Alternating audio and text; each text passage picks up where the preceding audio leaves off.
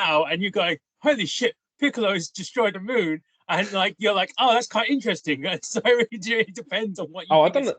Yeah. It's, I Was it don't just know, like man. fucking hell? Which is- Alright. Which is actually a good point. Why was I called Piccolo in the chat? I don't understand this. You're Yeah, gonna I have to didn't. ask I Pat didn't on think that. Piccolo suited you. Yeah, because like starting off with it really like hard, right? Talking about like the meta of like characters. Everyone says like the character design for Piccolo. A lot of people who associate Piccolo being either one, a stepdad, or two, being a character who's been very black coded. And I'm like, what? Is that true?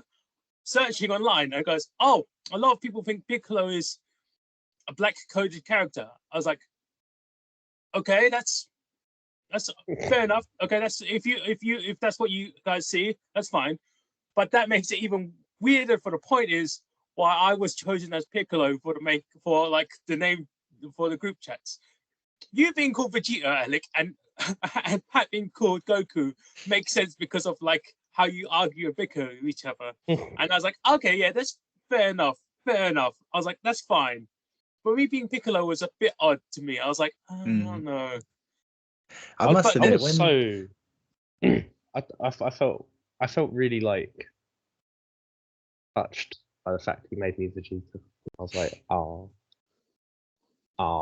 giving me when Pat first double did the billion. names, when he first did the names, like I read the wikis for each character, and when I read Beerus, I was like, this does not sound like me at all. I have no idea where he's got this from. And then after Beerus turned up in this, I was like, oh, okay. That's, he's half asleep and he's intrigued by pizza. Fair enough. And I think in a big fight happening, you would be the one going like, I'm gonna fucking eat the fuck out of this strawberry dessert. Yeah. And if they're not done by the time I'm finished, whatever. That was the bit that really got me, because you had like you, Pat, and John arguing, and then I'm just like resting up against the tree, going, "Is this cheese? Is cheese what they call this?" Yeah, but oh man, it's so odd because you guys haven't watched Dragon Ball before, any of like the series, and you're watching it just like this is your first like sort of movie into it. I feel like it's a bit awkward because like there's so much detail in Dragon Ball as a franchise that you watching this one as the first movie is kind of like, wait, so who are these characters? Yeah, Why that's are these exactly what I had. characters? Yeah. And it's like, oh, Patton, yeah. As I was gonna say, Pat, I'm not in Dragon Ball. No, but you're in the chat. But I was gonna say, Pat, Pat's it's in like the chat. it's interesting that you. Oh, nice, that's a good chat. But it doesn't make context for sense, like context for the two people who haven't watched Dragon Ball as a series, which is like the thing of like, I feel like I have to begin with saying that I feel I am on the middle grounds for like the score wise, but it's kind of like I feel that this as the movie wasn't as good as it was as the TV series. Yeah, I feel wanted like- to ask about that actually, because is it that they do like the same arcs, but like on TV and then in films? It was Yeah. well So- half and half because Like I said, I no, wanted to go. It's more complicated than that. And you went, yes. it's half and half, mainly because, as Pat said, like on last week's chat or last week's call, sorry, the Dragon Ball Z movies aren't really canon. They're not exactly part of the story. The Dragon Ball Super movies, this is like the remake, remaster, no, it's like it's a sequel series, are canon because essentially what happened was he made the first movie called Battle of the Gods, where you get introduced to Beerus, and everyone went, "Oh, this is so fucking awesome! Can we not like get an actual TV series?" And afterwards, very important, the editor for like Shueisha, who is actually Akira Toriyama's like fucking editor, actually probably went, "Yeah, sure, this might because it made so much money, we'll make it. We will renew the fucking series." and essentially he just went, just do it again, we'll be fine, and make a lot of money, and he made a lot of money again. That's why he's now the board of directors, or part of the board of directors. Dragon Ball in the last 10 years is having a massive boom.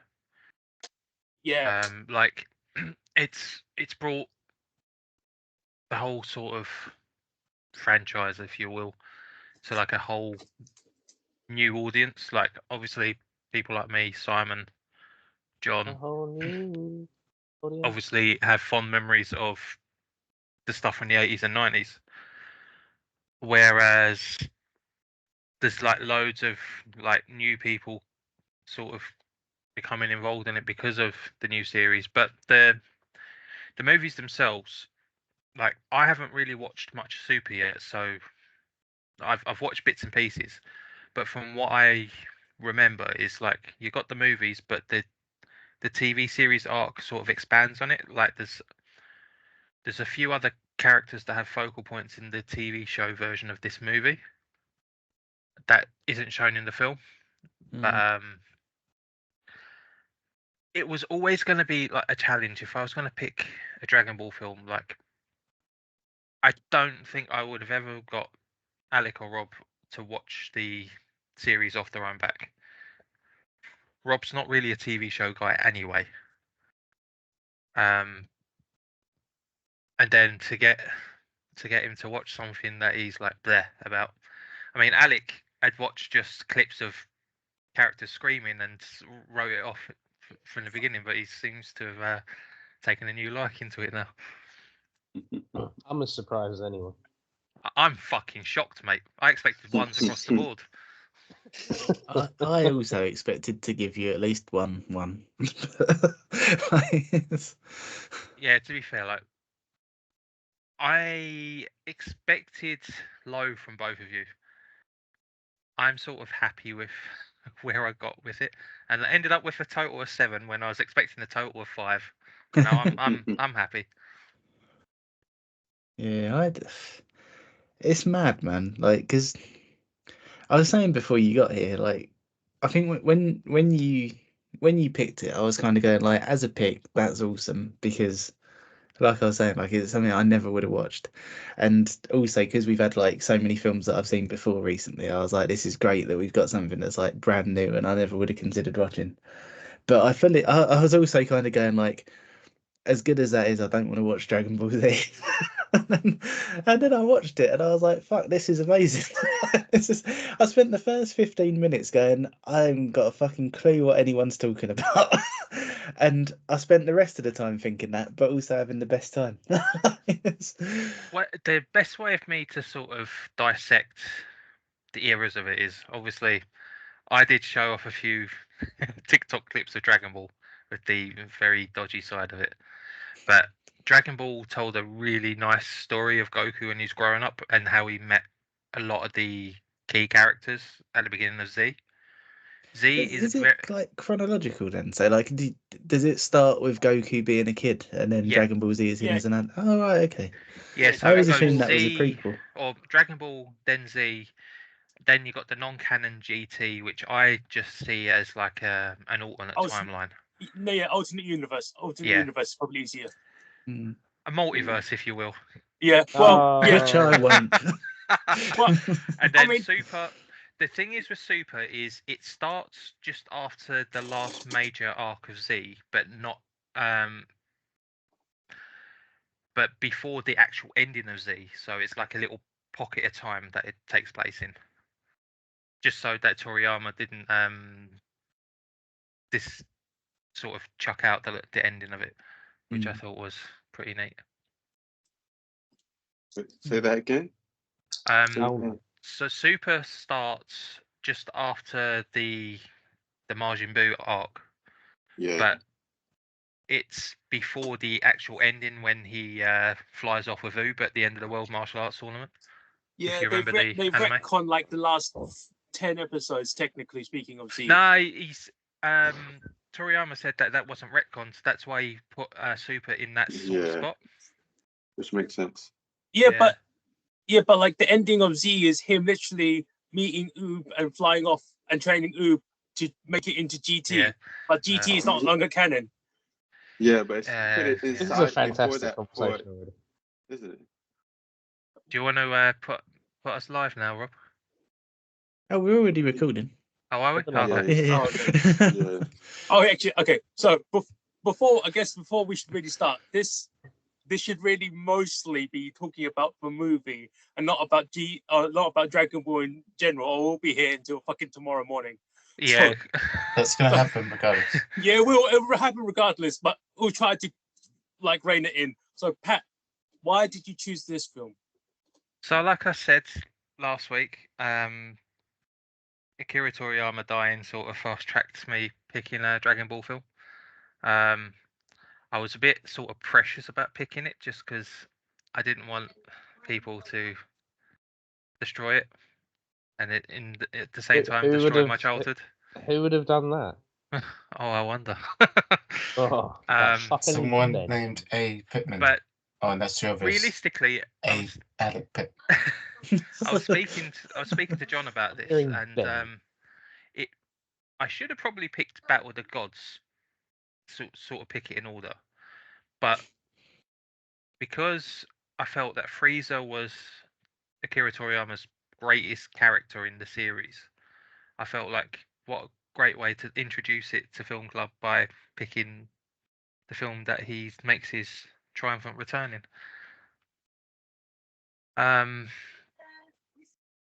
And this pick, I was a bit nervous picking it. I'll be honest. Like, as much as I love it, like the movies obviously aren't as good as the TV series, but you know they're really fun. But I felt like where not everyone is sort of into it or anime in general, I thought this might go the wrong way and end up bumming me out about it. But no, I was pleased with the reaction that I got mostly. Like, just any excuse to watch Dragon Ball again is like it's always a positive. But seeing that some of you have like really enjoyed it, and surprisingly seeing some others not enjoy it as much. I'm looking at you, Emmanuel. Yeah, I was going to say, Emmanuel's doing the face that he usually does on my picks. Who could have foreseen this happening? I went into this thinking Rob and Alec are going to rip this to shreds. Ben's going to sort of be like, yeah, I liked it as a kid. It's not sort of my thing now, but it was fun. And I expected Simon and Emmanuel to just be loving it as much as me. Happened to the fact that Rob was the second highest scorer was a pleasant surprise. Never trust Emmanuel's going to score anything. But You no, never Oh, know. it's- yeah, I don't know. but no, I guess an anime would be safe territory. Like, no. I'm glad I picked it, and obviously, if Film Club goes on as long as I wanted to, then I will pick more. Like I might even pick some of the old ones as well. I'm up for it, man. Like they're not as good, but they're nice little bits of lore to the whole sort of universe. But that's enough about me and my geeking out to this amazing series. On to you guys. Do you know, I think I was like, because it's always been so popular. I think I just never bothered with it because I was just like, I don't know. It didn't feel like it. Like, even though I've never seen it, it's never felt like anything new. So I've just kind of never bothered, kind of thing. And I think I always assumed that it was just like a straight up action, and there was no kind of like. Well, I just thought everything was just like building towards the fights because that's all you ever see in the clips that sort of end up sort of being on YouTube or whatever. And yeah, I don't know. I feel like this week I'm just like grabbing random people on the street and going, I didn't know it was so funny. Oh yeah, it's absolutely funny. Yeah, One thing- apparently Toriyama started in like comedy manga, so I completely see how that became this. The one thing is, if you do go and watch Z, it's not as funny, but it has loads of funny moments. Mm. That's a bit more serious than Super. Oh, I don't know. I clipped that bit of when Piccolo gets his arm chopped off, and then Raditz is like, "Oh, has anyone seen my arm? It's green." I thought that was fucking hysterical. In a way, like some of the humor reminded me of Monty Python, because it's like it's all stuff that's like it's not like absurd as such, but it's just like somebody being absurd. It's just like especially Jacko. Yeah, I loved it, man. Every time it wanted me to laugh, I was happily complying. I think this is all quite. I think this is all quite funny because you guys are all. Well, you obviously liked it a lot, Robin. So now you're like a bit of a fan and everything. But I didn't expect you to not like the film that much and then get to the end and go. Wonder if there's more. And yeah, I'm like about 11, 12 episodes into Z, and I'm like, yeah, I like this actually. It's quite nice. So I yeah, never thought I'd see the day. honestly, but yeah, this is. I don't know. I didn't think I was gonna like it. I didn't like it that much, and but yeah, I'd happily watch more. Like, I was just like, there's got to be so much lore that I'm missing, and I was just like, I just go and see, and then yeah, that's what I'm gonna do. That was actually quite a funny thing actually, Rob, because I was gonna go and look at Dragon. I just assumed it was a one series, but then like I saw Dragon Ball, that first series, that's got 153 episodes, and I was like, Holy shit. That's just him as a kid. Whatever, I'll go to the ones where he's an adult. And I just went straight there, and they're talking about, oh yeah, we've just killed King Piccolo, and I went, what? It turns out Piccolo, I'm going to butcher this, but like Piccolo's dad was apparently like the antagonist of like the original Dragon Ball series, and the Piccolo that we know from this movie is like an offshoot of him, but he's like, and so like he was like a villain quite early on. Wait till you find out how he was born. Fuck. Would you like a spoiler? Oh Yeah, fuck God, it! yeah, I don't He mind. destroyed the moon in So episode 8. Let's go. basically, Goku flew right through King Piccolo, and he spat out a massive egg that flew out into the distance, and it hatched into Piccolo. Yeah, pretty much, yeah. Oh, so Very anime, I'd say. distinctly anime. Yeah.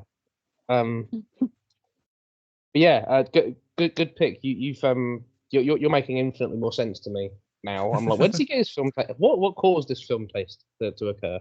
And I just saying this, I'm like, this is it. This is the one. It did have a big influence on me, like from a young age. Yeah, no, I can tell. Far and away your most interesting pick. I think this is it's a bit similar to when you picked Conair, because that's another one. That's another one where it was like, oh yeah, just a straight up action, and then it was like, no, this is wonderful. Conair is fun. Not the best, but it's fun. It's fun.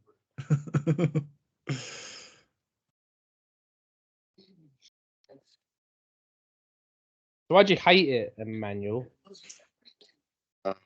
First, can you hear my background sound? No. No, I can't hear anything. A little bit. Oh, okay. All right. Huh?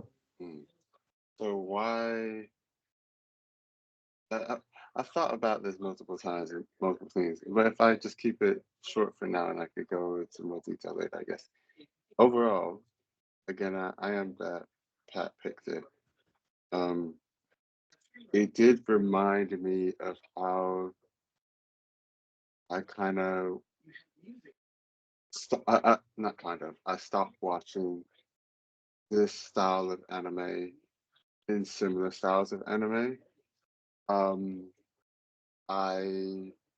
There was a big gap between, I think, around about like 18 to 28, where I watched almost no anime and I was just reading manga and manhwa and whatnot all over Southeast Asia.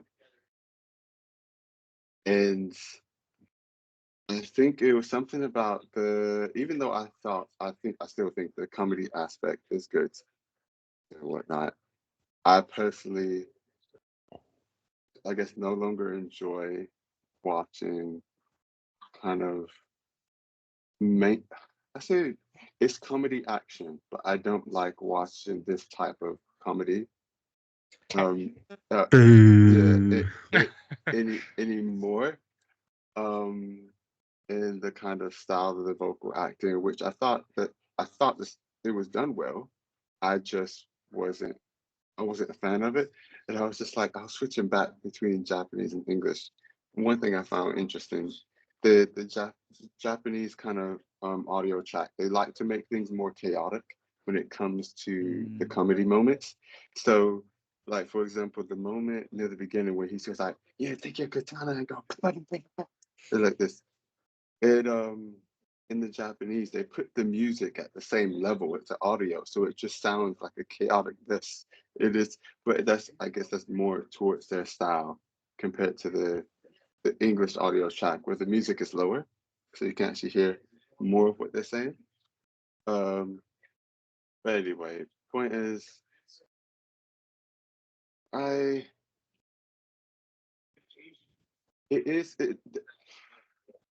another, I don't know. I'll get more into it, but it was nice seeing like Dragon Ball Z stuff again, especially in good quality as well. Yeah, animation was good and whatnot. You got some classic characters in there, but yeah, it just reminded me of why I kind of stopped watching a lot of I stopped watching it and a lot of stuff similar.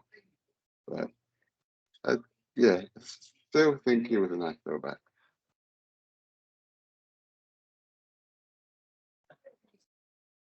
I saw what you meant with the Japanese version, because it's like I think, to be fair, like part of it was not understanding what they were saying, but like compared to the English dub, I was kind of going like, this is exhausting to listen to. Wait, what do you mean? Just because everything's so like, because I mean, even in the English stuff, like everything's very like high energy, but the Japanese one is just like constant like shrieking and like it's like there's just a lot going on at all points. Yeah, it's another I don't level. know. I feel like more than Wait, do you mean like in the sense of like the voice actors or like the audio pitching? Both. Like it's... Okay. Because like I feel like some of the English voice actors are worse than the Japanese ones, to be honest. Like They are fucking dreadful. okay. Oh man. No, That's like disappointing. no, some of the English voice actors are better in well, some of the English voice actors are better, but some of the Japanese voice actors are still like the goats. It's kind of like with Krillin. Actually, there's a like a little Easter egg joke there, because when you see Krillin as a cop, after he stops the bank robbers, then after you hear his fucking ringtone. His ringtone is the fucking One Piece opening song, and it only makes sense in Japanese because the Japanese voice actor for fucking Krillin is the main character for fucking One Piece, and it doesn't make sense in English because you're like, why is there? Because you can hear the One Piece ringtone. I was like, oh, why is that the case? Watching Japanese, you go, 100% makes sense. Good Easter egg. But it's like, it's a joke that's like kind of lost in translation, Yeah. I guess. Yeah. That's cool. But See, the actual voice actors I grew up with are a little bit different because that got redubbed when Funimation took over. Oh yeah, I mean it changed like twice, the voice actors, because it got done by 4Kids, Funimation, then Toei did a redub of it, like a remaster redub of the third set of voice actors. But the redubbing took place after they arrived on Namek in the anime series. So the voice actors for Goku and Vegeta are Sean Schemmel and Christopher Sabat. Mm. And like they're the voices that I've known for a long time, and I'll only associate them with this He delivered some of those lines. The Vegeta actor.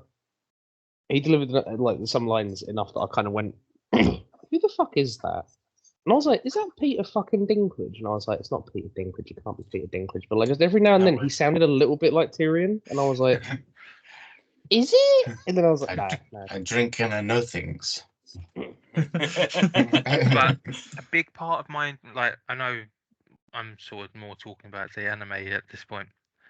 So, like, if you do watch far into it, one of my favorite aspects of it is the score, but the American score.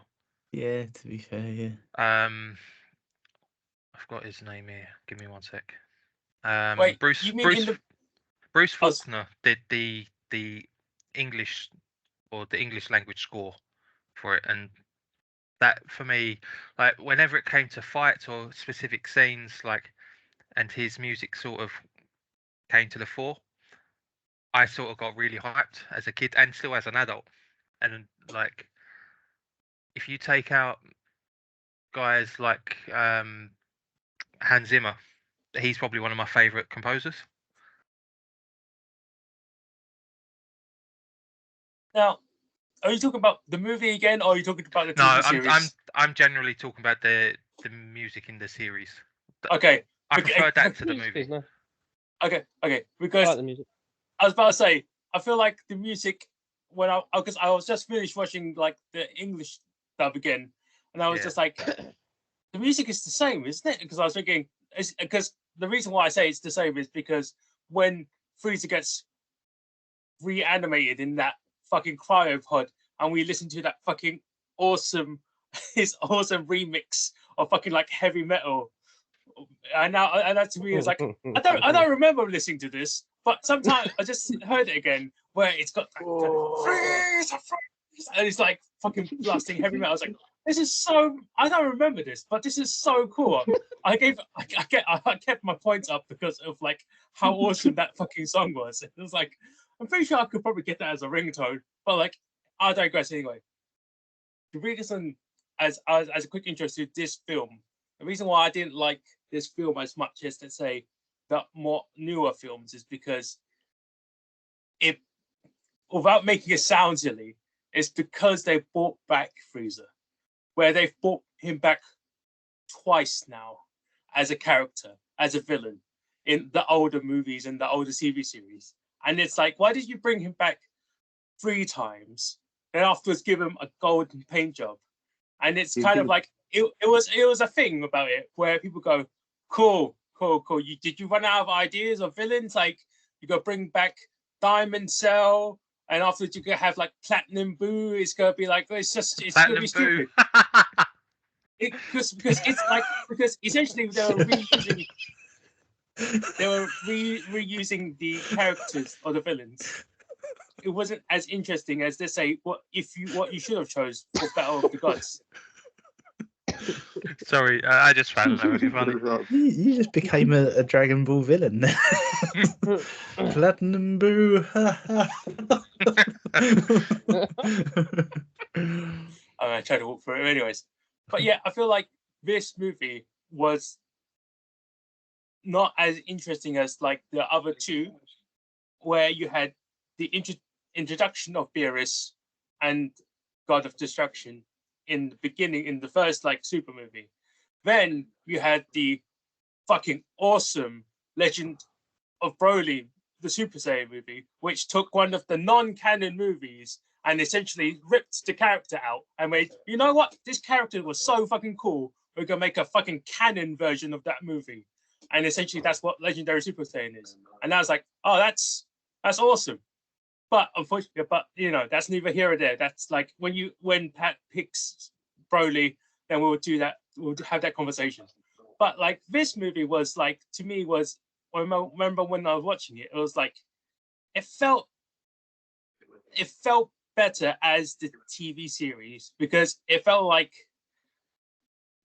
I think this is a conversation you had, Alec had in chat, where it's like, man, they do really seem very panicked in over an hour. He's coming in an hour. Why did they not even know? Why did he have a haircut? Why is there no one in a rush and stuff? And it's like, this is like very normal in the Dragon Ball universe, because I could do something and I could just send a big energy ball to destroy a planet and say, the planet's gonna blow up in about 5 minutes, but takes about 17 episodes before that thing happens. So when he says, he's coming over in about an hour, just have a haircut and like get ready. It'll be quick. It doesn't matter. Like, it's like I instantly thought of Ben in that scene.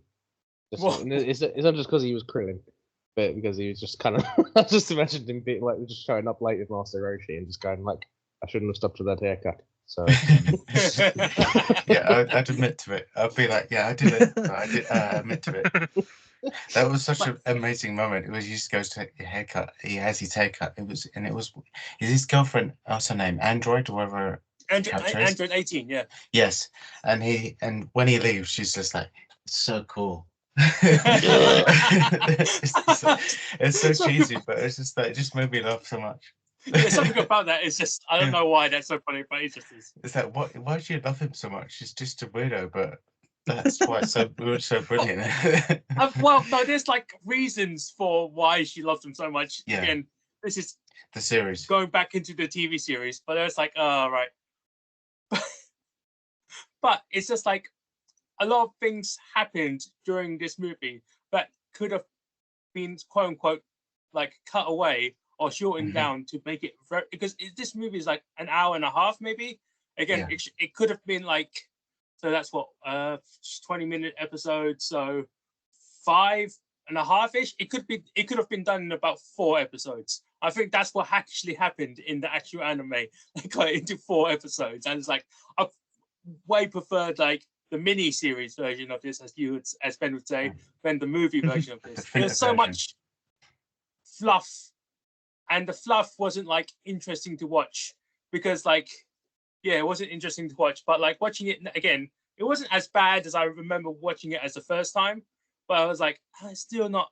It wasn't as good as it could have been. Which is like, as a Dragon Ball film, it's like, it's not the worst, but it's like, could be better. Could have been better. Watch the TV series. Hopefully, you guys will start watching the TV series.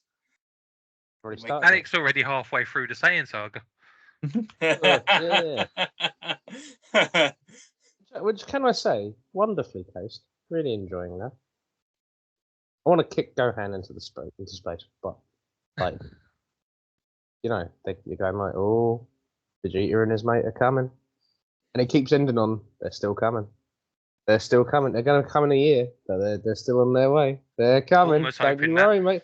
They're coming. And I'm like, I get it. But it is exciting. I will be excited when they get there.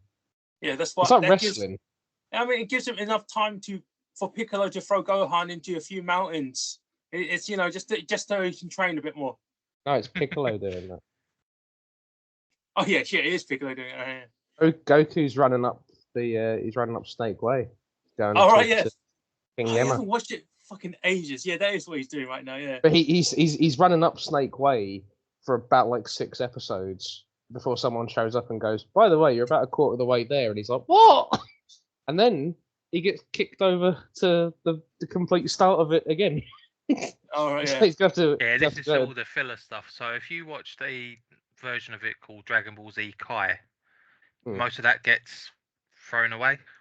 Oh no, I quite like that. I love the filler. I quite enjoyed it. It was just like Goku's not actually in the show like this much. He's just running up this little thing for a bit. He's still doing it. But it gives the show a chance to introduce you to characters that weren't involved in Dragon Ball for whatever reason. The fact that they weren't born yet or whatever.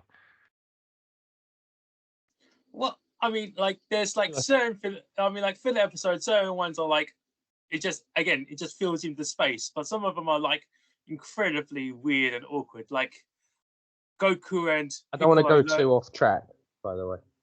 Oh, I mean, no. But no, this is because the filler episode goes off track. It has to go off track. It's where they've learned how to drive a car. It's just like it's a whole thing. But in any case, it's entertaining to watch because of the pacing. And I agree, some of it's good. It gets shortened because of it removes the filler in Kai, But yeah, it's still a good show to watch, and it's good enough that someone who doesn't really care for anime, as Alec, does watch it, and that's a testament to say, right, we're slowly making him into a weeb. Oh, you never do that. Okay. I like certain ones. So what's the next anime movie we should choose? Well, Pokemon, I mean, the first movie. That made me cry. Yeah. something's back on Crunchyroll. Is it? I gotta say, I didn't even like Pokemon the first movie when I watched it as a kid. Did you not? You monster. Not Oh really. man, when Ash You're a got turned monster. to stone, man, I bawled my eyes out in the cinema. Yeah, we're not. Yeah, especially when it's like 10-year-old us going, I what think- the fuck? I think that was part of it. I was like, I'm gonna watch a Pokemon movie. That's gonna be really cool. And then Ash turned to stone and everything. And I was like, And so did Wow. Alex Hart. what a fucking horrible time this was. And you've never forgiven the cinema since. And then they went, oh, we should stop Pokemon fights because it's not very nice to the Pokemon. And I was like, what? And then the show went straight back to having Pokemon fights, and I was like, what the fuck happened? What? Why- am I a bad guy for liking Pokemon fights? It was a really confusing movie for me. Ben, have Yeah. you got anything to say? It's good. Oh, here we go. I definitely wouldn't say good, but Um, yeah, Enjoyable. I think like Pat was on the money. Is like I appreciate it because, in context for me, like when I grew up, as my family we didn't actually have like cable or satellite or Sky back when I was really young. So the only way I could see Dragon Ball or any shows like that were on channels that weren't like terrestrial, a neighbor. So like my mum on because she was working like another job at that point. So after school, I'd go to a neighbor's house with my friend who happened to have like cable at their place and one of the main channels we'd have was like Cartoon Network, and Dragon Ball Z along with Sailor Moon were like one of the main ones I'd always tune into every day after school after Fucking 3, 4 o'clock. Toonami after school. Fucking Yeah, exactly. amazing. It was Toonami, and it's kind of like Bit of yeah, rock we did. track. I didn't have this at home, but I had this 2 hours every day after school and primary school when I was like 9, 10, and that's how I saw Dragon Ball growing up, and I remember just really enjoying it for what it was, and I really loved like. I think one of the points where I probably didn't see everything from like the first episode to like the end of it, but I remember the Frieza saga, and as Pat would say, it's one of the he's like one of the most definitive villains, and I remember his like epic showdown with Goku and his resurrection, and obviously his defeat, and then his resurrection and his defeat again, and blah blah blah.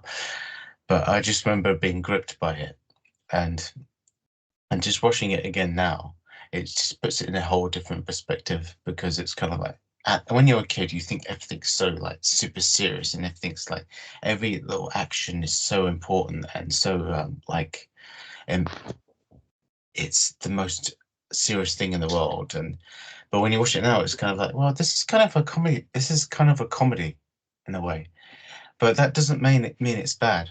It's just how you view it as a kid versus how you view it as an adult.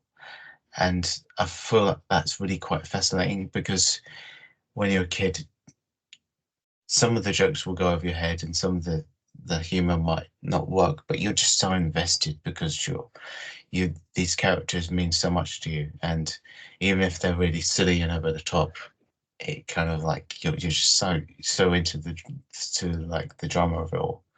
And when you're adult, you can see like the silly in jokes and like the tongue-in-cheek moments and just the over-the-top characters, and it's just entertaining in a different way.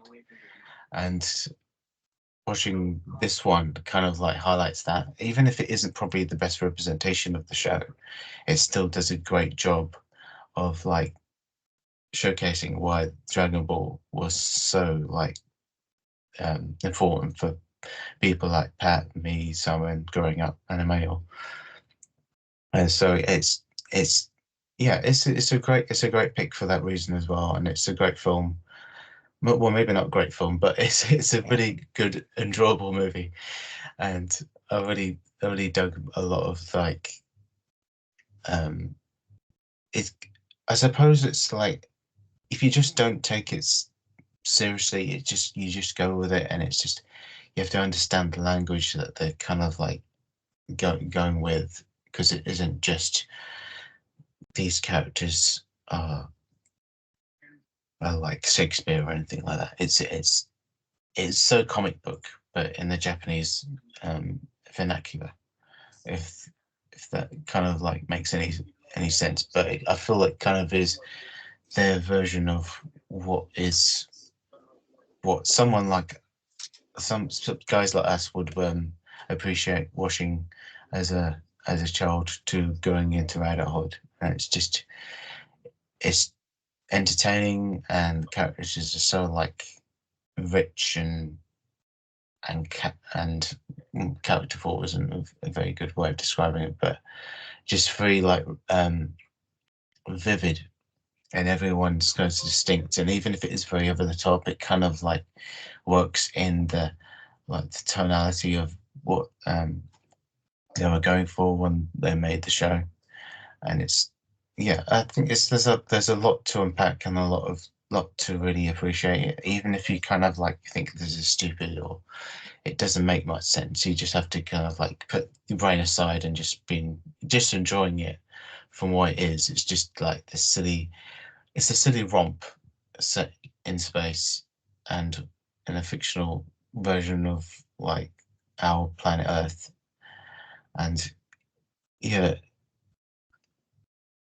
I'm kind of like blabbing along about it now, but we've covered it, what we've said so far about why Dragon Ball is so unique and important for the genre, because it kind of is like its own thing, but at the same time it's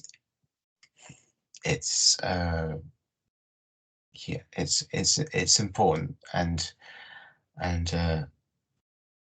what else can I say? Well, I'll come back to me on this because I have more to say, but you guys have covered it well.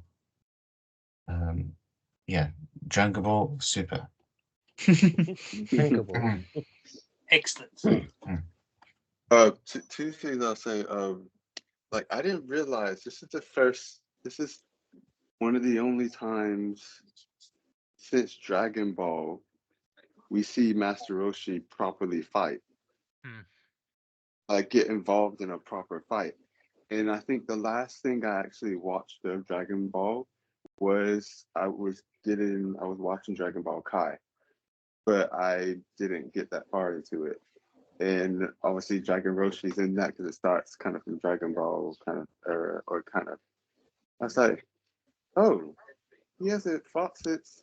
It's kind of strange because I would have seen him fight, I guess, more recently in my mind, but that was very early on in the series. Yeah, like I was actually quite disappointed that they didn't have him fight more in Dragon Ball Z, considering how well he held his own in this film. Yeah. It's like he taught him Kamehameha. He's not just some weak old man. Well, Dirty old man. He is a dirty old man. Let's not get that twisted. Yeah. He 100% Here's is John when John's 60. But Oh, admittedly speaking, he has always been part of the more comedic side than the, let's say, action side of the Dragon Ball thing. Of course, he taught him how to do goddamn Kamehameha and all that stuff, and he does go in this super strong version when he does, suddenly bulk up and like shoot a Kamehameha like a submarine and it explodes. Again, Dragon Ball TV series, but it's like he's always been the comedy character, which is like what this is, which is all how Dragon Ball started. It always started as a comedy thing before it became a comedy action thing until it went, actually, you know what? The action part is so fucking good. Let's just continue the action part with a touch bit of comedy in it. which can really be explained just by like in the beginning of this movie where they, let's bring back Frieza, yeah, okay, he's he's back alive, and like, okay, wonder what I should use for my second wish. What should I use for my second wish? The guy comes and goes, I want a fucking million Zenny. I was like, oh fuck, and it's like, yeah, that's classic Dragon Ball actually. That's so classic Dragon Ball. It reminds me of like the scene where someone was about to, one of the evil big bad guys was about to wish for immortality, and one of the characters goes, give me a pair of girls' underwear. And it's like, that's literally what the wishes. And he just cuts it off. And it's like, that was so fucking stupid. But it fits the theming of Dragon Ball so fucking perfectly. It made me go, classic joke. I fucking like it's. It was like I haven't watched Dragon Ball for a long time as well. So when I watched it again, I was like, oh yeah, classic joke.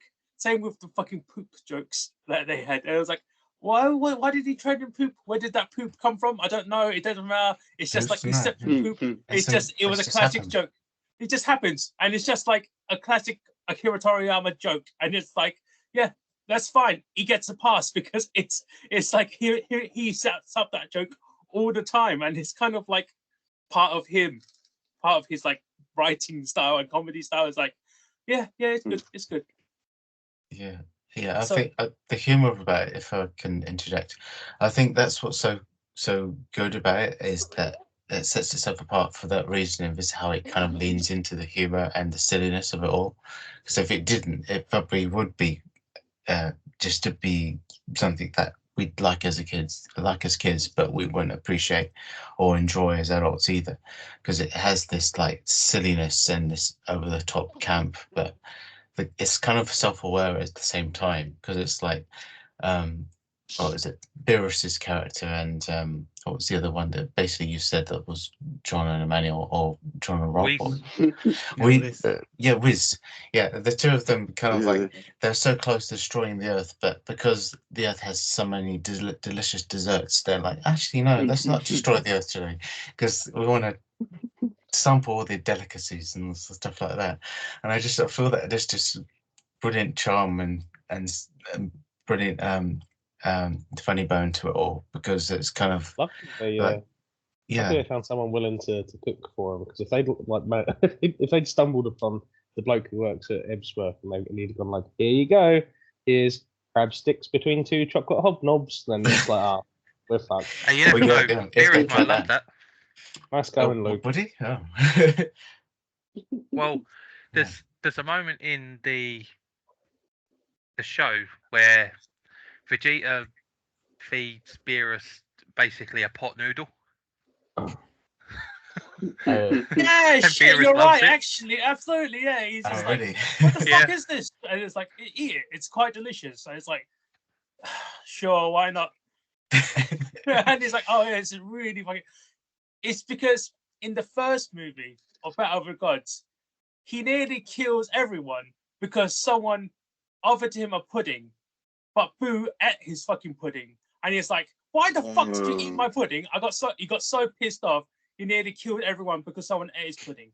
That's the type of god he is, and it's just like, it's so stupid and silly, but it makes comical sense. It makes like sense in that universe of like his character, because he is such a fickle sort of like god cat person, and he's like, I mean, like, whatever. It'd be like how I expect Rob to be if someone had his mushrooms. Nowadays, yeah. Yeah, you are fucking mushroom mad at the minute. I created a monster. Even you're trying to convince us that they taste like chicken. It's not working. Try an oyster mushroom, mate. You'll what? You need to deep fry gnocchis and like bread them and make them look like chicken tenders. Then that's how you do it. Yeah, I think that's my next conquest. To be fair, I Rachel fell asleep on the sofa earlier, so I just deep fried loads of mushrooms.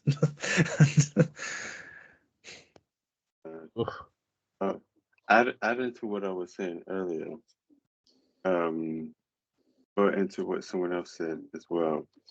in the original kind of series, my favorite part is like someone else was talking about, the Frieza saga, when Goku turns Super Saiyan for the first time. I think that whole part is obviously so iconic in the series, and just epitomizes like the struggles and stuff they all go through and the risk of death and all sorts of stuff. But yeah. This is the thing with the power scaling thing, because obviously I've just started where there's no Super Saiyan stuff happening. It's all just him being like as normal, and they're still doing the thing with the tails. So I don't know if Rob's actually like watching the show yet. No. Okay, so Saiyans are born with a tail, and what happens is they send baby Saiyans to various planets, and then when a baby Saiyan with a tail sees the full moon, it turns into a giant King Kong, and it starts like and it just goes mental, and it's got like laser breath. It starts like just destroying everything. So if you remove the tail, then it can't happen. And I forgot what the fucking second. But anyway, yeah. So it's funny how like we start off on that as sort of like power ceiling, but then you get to Resurrection F, and it's just kind of like, fuck, he's got that blue hair. I don't know what the fuck that means, and he's like, I got a taste of Super Saiyan God, and now I'm fucking great. And I'm just like, God, motherfucking damn. But like, there's a little bit in the There's a lot fight in scene. between. Yeah, there's a lot. There's a bit in that fight scene where they're all fighting the billion Freezer Force people, who are the shittest fighting force in the world. They absolutely can't accomplish a single thing between them. It's hilarious. I think they collectively land like one punch on one of the 5 people fighting them. But Piccolo does like a little laser thing, and it does like a little swirly thing. Special beam cannon, yeah. Special beam cannon. Yeah. That actually killed Goku in one of the episodes. Like, he had to hold Raditz still, and the laser went through him and sent him to heaven. And it's like, God, and you look at that now, and it's just like, oh, that looks like a pretty little shitey curly laser beam. But it's just like, no, that fucking killed Goku at one point. Like, they ain't fucking about. Yeah, power scaling is very strange. Yeah, you're 100% right, because the concept of like they have their own in-universe power scaling with like like when Frieza gets reborn, you see that little like the Google Glass thing that they have on their face to kind of like explode.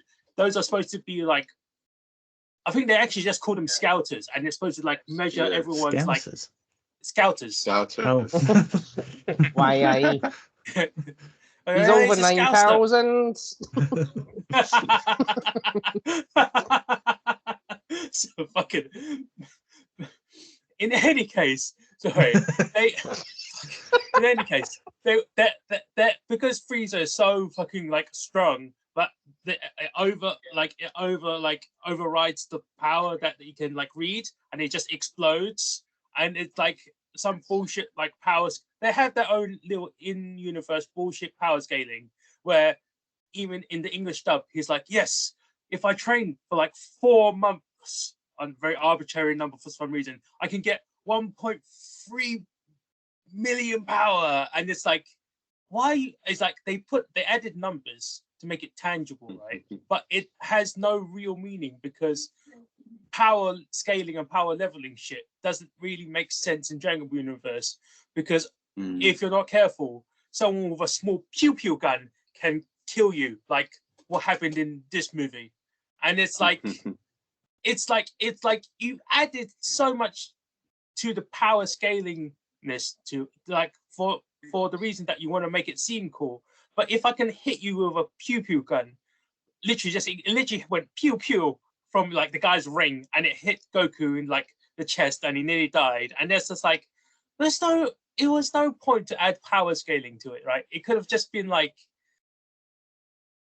it was again, it was like a added thing that didn't add anything. It's kind of like, oh, okay. Well, you have to continually like build the stakes up and that, but then I mean- the stakes are a lot more powerful. Well, I was like a lot more focused in on Raditz is Goku's brother who's coming from Super Saiyan land. I don't remember what the planet was called. Vegeta. But Yeah, Oh. Vegeta. that's confusing. He comes down and he's trying to get Goku to destroy the world, basically, because that's what Super Saiyans do, or just regular Saiyans, I suppose. And then Goku's like, no, fuck you, and then Raditz kidnaps Gohan, and then Goku and Piccolo have to team up for the first time to beat up Raditz and save Gohan. And I was like, these are like a lot smaller stakes than I think were in Resurrection F. Like, there's no one just like yells and explodes the whole planet. Whereas, like, I was a lot more focused in on we need to beat up Raditz because he's holding Gohan by his ankle and he's like swinging him about. I was like, yeah, fuck that guy. And by that guy I mean Gohan. Fuck Gohan. Oh, Okay, I'll give you that. Gonna say something? It's mainly because they're supposed to be in universe. The reason why they get sent off to planets is because they're supposed to terraform the planet and get the planet sold off. But like that's a whole fucking like in-depth like thing that you would have to learn about when you watch the series. It's a whole fucking thing in itself. Actually reminds me of one thing. You did the perfect joke about it because you was like, oh, the planet's name is Vegeta, and you're like, that's just fucking confusing. Vegeta's dad is also called King Vegeta. Oh, So it's like so people have made a joke all the time about, oh no, he's gonna destroy Vegeta. Wait, the planet, my son, or me? Or- Yes. It's a classic thing about in a bridge series as well. we've all got mates called Earth and their dad King Earth, don't we? Yeah. But it was just your reaction to it. It was just fucking perfect. I just couldn't help myself. But in any case, Will Smith be that Earth, Oh. King Earth. I don't think Yeah. anyone saw that movie. again, for this, it's great to see that you've liked it as well, and I feel like it's great that you're actually getting into the series. I would like to see how. I really do want you to really continue this to see how you how your feelings will change when you get to actual Frieza in the TV series, because I feel like your opinion may be like, oh, he did the same things as the movie, this version of the movie, as he did in the TV series, which is like, be Space Napoleon or Space Dictator. I don't know. As a space particular, I don't know which particular dictator it is. He's a super evil space guy, and it's like, all right, he did the same super evil space guy things, like take one of his subordinates and throw him out the fucking window, which is like, oh yeah, that's very typical evil space dictator. And it's like its character is very much the same as it was. It's just like, yeah, I can't wait until you actually get to that part of the series. I feel like you quite enjoy the actual show. I just can't wait to it. I would like to hear your like personal like review of it myself. Oh, don't you worry, mate. You'll get that. Nice. we'll get that before Loki. Oh yeah. Oh yeah. I mean, Dragon Ball Z is much better than Loki. I'll take that, even though I like Loki as well. I thought you said I wouldn't say that, and I was like, Pat, you've got to, you've got to stop defending Loki at all costs. Gotta let him Like, if someone Loki's cool. had said Fucking you shut can have up. Dragon Emmanuel. Ball Z or everything else, I'd take Dragon Ball Z and fuck off everything else. Ooh, What? everything else. Everything. Yeah, as Yeah, everything That's in how shows, much. That's how also- much I just loved the whole thing. Like those times when I was a kid, like they'd Toonami would advertise this Saturday and Sunday. You can watch the entire Saiyan saga and the entire Namek saga on Saturday and Sunday, and that's all I'd do. I'd get up at 7 in the morning, start watching it, and finish at 9 at night, and that's literally all I did.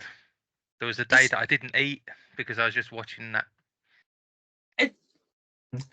he didn't Pat, even like as much piss as like I or want to anything. agree with you to a certain point, it's because Dragon Ball is definitely like the catalyst for all of the other like more modern anime and other sort of shows that you see, because it did like help like build up what Shonen Jump and all Shonen sort of mangas and animes are.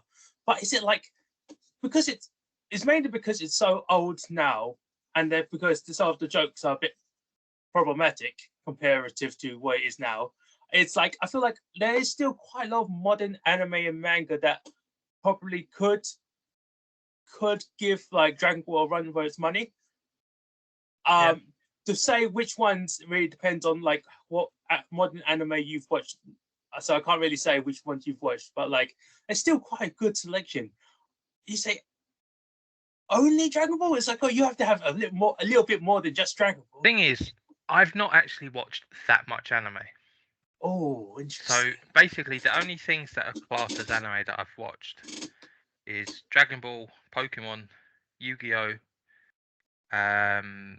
Death Note. Don't forget And High I'm- School of the Dead. Yeah. What? Wait, what? Wait, what? Oh man. Wait, what? Wait, Alec, did you watch Oh, my High School of the goodness. Dead? I was about to say. No, I have. Pat did. I watched it when it's on Netflix, Well, and Fair I enough, started fair enough. watching Gurren Lagann. I stopped watching that. oh wait. Sorry, Emmanuel, did you say you stopped watching High School of the Dead, or did you stop watching Gurren Lagann? High School of the Dead. Okay, fair enough. It's a whole fucking thing about it. But Gurren Lagann is fucking amazing. I didn't realize you're a Gurren Lagann fan. That's awesome. One of my managers at work loaned me his Blu-ray about a year and a half ago. I've watched 2 episodes, but It's because it's only in Japanese, I have to sit down and watch it with no distractions. But around me, there's too many distractions, so I need to find the right time to watch it. there's the reason why that is because I actually have tried to find it actually on Crunchyroll. It's not available. It's only available if you purchase it as its own series on Amazon, I think. Yeah. You probably could get it, but it's like you have to buy like the whole series, and it's like it's not like it's a fair bit of money, and it's like no. Do you know what's weird? Is it used to be on 4OD. Did it really? Well, Yeah. fuck. Yeah, When watch it John on that. kept saying it to me, it was just finishing on 4OD, and then I was like, I'll save it on my Amazon wish list, and then like one of my managers was like, oh, I bought this, and I know you want to watch it, so there you go. Is it? Did you say it was on the Blu-ray? Yeah, Oh, the Blu-ray's like ask- 28 quid. I might ask you to borrow that, or I might buy the Blu-ray myself. I'll see how it goes. That's a good series. That's a good series. It's made by Studio Trigger, I think, or Studio Bones. That's it. It's a very good. It's a very well animated TV show as well. But back to this. Back to this, yes. The only issue That's I gonna have be with the the new slogan stuff tonight. is the animation style. The 3D or like the hand drawing style. Well, it's not really hand drawn anymore. It's all digital. It feels too clean for me.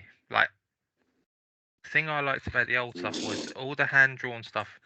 I get it was a product of its time, and animation isn't done that way anymore so much.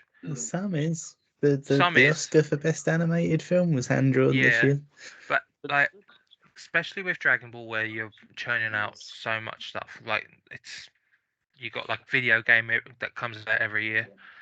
Like between Dragon Ball and Dragon Ball Z, it's like 400 episodes, and that's of all the old sort of pure hand drawn stuff. But they took all that time off and then came back, and obviously to keep up, they've just gone full digital. Now it doesn't look bad; like it looks pretty good. But where I'm probably still stuck in my ways of liking the old style, I'm not quite in love with this style. Yeah. I think again, then you would probably enjoy the TV series version of this better, because in the movie they had the CG, which is very noticeable. So because Yeah. it makes it, because it's bad CG. It's really badly integrated, isn't it? It looks like a video game at points. Yeah. That's I think that was the point that they were going for. Yeah, but like when you do CG, if it's done like if it's purposely integrated in a way that you go, fine. It's like when they go Super Saiyan and like the fire or like the energy that's around them is CG. You're like, sure, it kind of makes sense because like it's like showing you like a difference of like dimension of their power. But when it's the actual fight scenes itself, it's like, oh no, it felt. That's why I did take a quality of production, because it was just like I was alright using them for the soldiers. Like if you got like all these soldiers, then I was like, that's okay. also for the mob, right? But yeah, for the Frieza and Goku fight, I was like, in the TV series, no such thing, because they're like, oh, actually no, it costs a bit too much to do CG, so we'll probably just animate it by hand. That's probably what happened. So it's like, oh yeah, fair enough. That's the thing that Toriyama had much more dealings with, though, because basically a lot of it is sort of transferring what's on paper onto screen. Whereas with the movies, they've probably got a bit more scope, because obviously they've got limited time, so it means that they can just sink their budget into CG or whatever. Whereas obviously the TV show, you've got 20-25 minute episodes. I think Super was like 120 episodes, something like that. And that's only one season. Mm. Well, for Super, they did like they did spoiling everything. They did do like the first two movies and Yeah. the evil Goku thing. Then they did. Yeah, the first two movies were the first two arcs in Super. Yeah.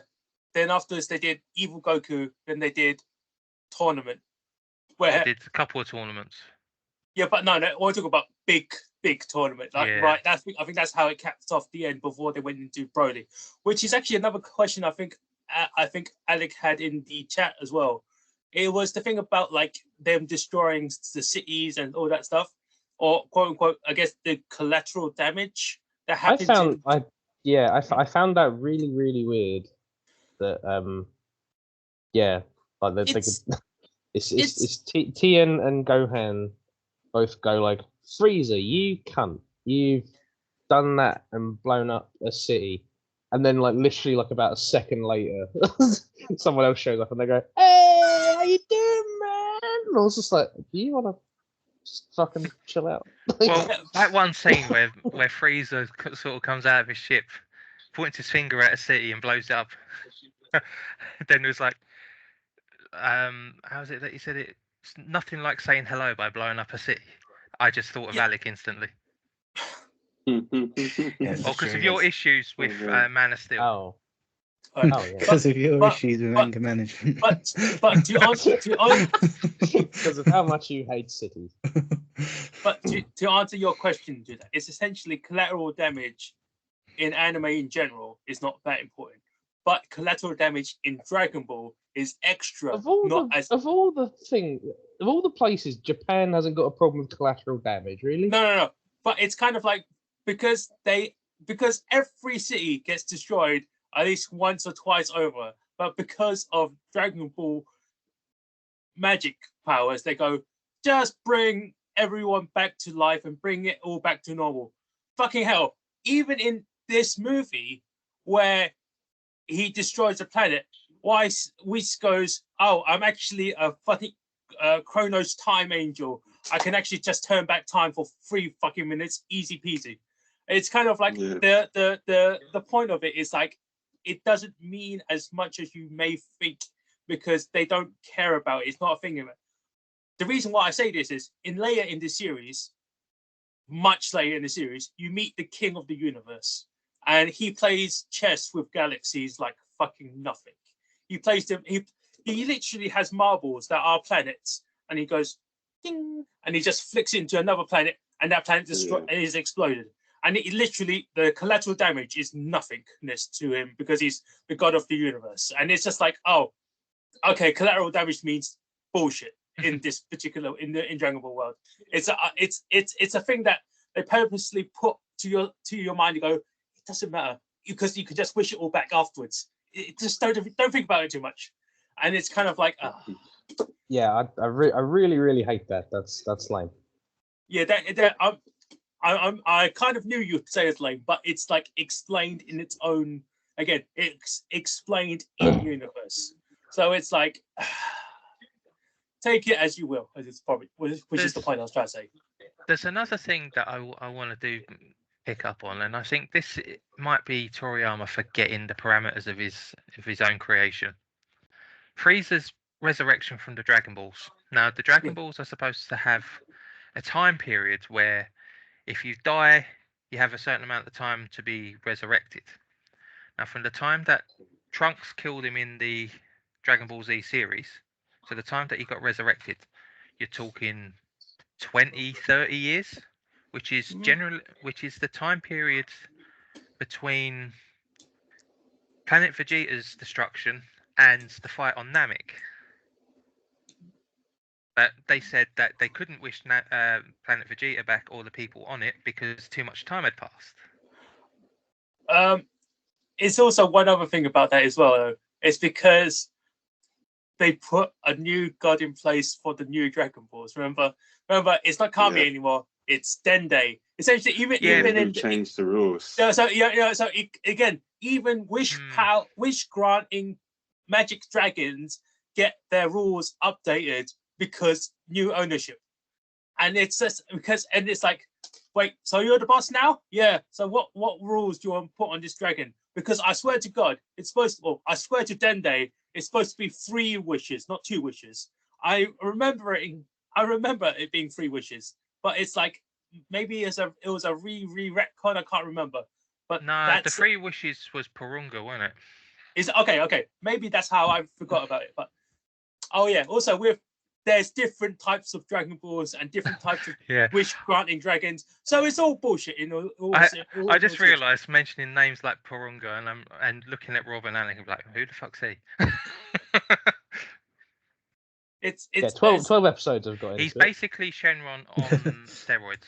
Yes, yeah. Oh. Then the reason why this is called Super as well, because there's actually a Super Shenron that's like the size of naturally.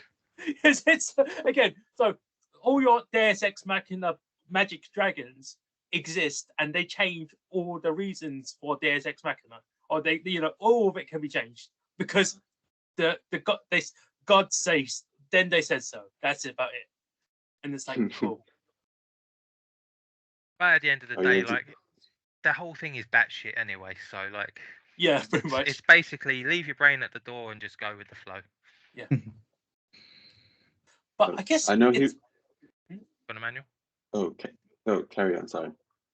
Oh no, I was just gonna say, I think that this stuff isn't like the main point of Dragon Ball. Dragon Ball is about family. Well, it's the power. It's the power of friendship, right? But it's like that's family. But like, go on, Emmanuel. What were you gonna say? Oh, you can finish what you said. I was just gonna add something in. Oh no, because essentially it's just like, because Dragon Ball, the morals that it's telling as a story is, training, making yourself a better person. It's all the like typical. This is what I mean when I say Pat makes more sense. So I was like, oh, Michael Bay, yeah. And then you say about the found family, and I'm like, Fast and Furious. It's like Collateral Damage. It's like Zack Snyder, and I'm like, yeah, I can see why you like all of these. So. Oh yeah. I mean, yeah, very inclined to agree with that, Pat. It's like for Pat, it makes sense. Yeah, I was saying, yeah. Oh yeah. Huh. I never really, yeah, I guess. Wait, how does Con Air work into this though? If we talk about that. All of them. All of them. I mean, Arnold Schwarzenegger works into this somehow. Oh, Wait, Android I am- 16. I am Android so 16. confused. Yeah. Android 16. Yeah. that Oh makes man. Oh, I don't want a live action film. Actually, let's forget that. sense. Hey, I've been scarred too calm much. down there. There is no such thing as a live action Dragon Ball movie. You know this. I feel like it'd lend itself quite well to live action. No, it wouldn't. Oh, you said something really. I feel like you just stabbed me in the back, and I have no knife there. Oh Christ! Oh, fuck. But Right. without that piece of shit, we wouldn't have got this. So I suppose it served its purpose. I'm still not. No, Toriyama was done after the original Z series, and he Oh, sort right, of and then- passed it off to other people. Because like GT existed for a while, but people said GT is kind of boring. Though Akira Toriyama went, "All right, let's see how I can fix it." Super Saiyan 4, all right, done. Well, that's generally what he inputted, and it helped like finish the series. Then afterwards, he was pretty much done with all of it, and like even his editor is the person who goes and makes Yu-Gi-Oh! And One Piece and stuff. That and Naruto. That's how that's what that's what happened afterwards. So it's essentially Akira Toriyama was semi-retired. He did some more Dr. Slump stuff, but it's just like, yeah, I'm finished. I don't need to make any more. He made something of Battle of the Gods. Then everyone went, make more, and he went, all right, fine, we'll make more. Yeah, it's actually talking. I mean, Akira's as important as Akira Toriyama is as the maker of Dragon Ball. His editor is really, really fucking important, because without his editor, a lot of his stuff would never be made. Yeah, it's true. Yeah, you wouldn't get things like Mm, Chrono Trigger or Dragon Quest. And Dragon Quest is like, oh fucking Dragon Quest Or makes. his last thing that he worked on, Sandland. Oh shit! Never did get a chance to watch that. No, about So that. there's an anime and there's a game coming out next month. Isn't that part of his Dragon Quest universe though, right? I believe so, yeah. Fuck. Oh, so because there's like there's about as many Dragon Quest games as there are Final Fantasy games nearly, I think. So that's a big franchise as well, because they're both made by the same game company. And it's like different spin-offs of it. Like I've started playing Dragon Quest Heroes. But obviously Oh, John's sweet. played the other Dragon Quest stuff. Yeah. So again, he didn't need to make more stuff. He just No. did, because he just like, He just hated what the Americans did to his product. yeah, well, that as well. And like because he made, I think he made Dragon Quest. He did all the art for it, but he played it so much that his wife got pissed off with him. It's like, no, either make more manga or stop playing Dragon Quest. I'll let you play Dragon Quest if you make more manga. It's like, all right, fine. He puts down the game control, picks up a pen. He's like, all right, I'll make a few more chapters, then I'll get back to playing the game. It's like, yeah, sure, fine. I was like, all right, fine. oh, His wife had to ban him from playing Dragon Quest because he played it so much. That's like a testament. All she to- wanted was more Goku. It was not even that. It was just like he just played the game too much, and they had to ban him from playing the game that he helped make. And it's just like, ah, but I helped make this. No, stop! You can go, go to work. And it's just like, okay. oh, that's funny. I was gonna say, did you? You might have known already, but even though Cell gets revived in another kind of in another movie or part of the series or whatnot, like at first he was thinking of reviving Cell in this as well, and then he's just like, actually, that might be a bit too much. Well, do you know what's quite I don't funny? know. Like he doesn't get sort of revived in a later film, but he gets sort of another part of him sort of pushed out there. But they chose his second form, which was probably for me his most boring form, like stylistically anyway. Oh, I man. was confused as to why, because like they have the first of all, the wish is very, very funny because what Sorbet says to Shenron is, "I wish for Frieza to come back to life," and what he could do is go, "All right, done," and then Sorbet could go, "Well, where is he?" And then Shenron could go, "Well, that wasn't part of the wish. He's alive somewhere." Well, that's actually. You do have I a found the point here. idea that he just drops him. I was just like, oh, that'd be awkward if he If just, you I don't know. watch Hang on, can we enough, just like acknowledge the importance of that? Alex said something, and Pat went, "You have a point here." Yeah, because this is something that was brought up at some point in the anime. I'm not going to say anything because you're obviously watching it, and you'll see that point then. But you do have a very valid point here, It's like and Chris. I feel dirty for saying it.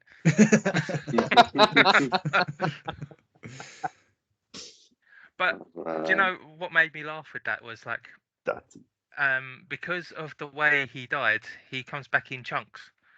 I'm like, you're wishing him back.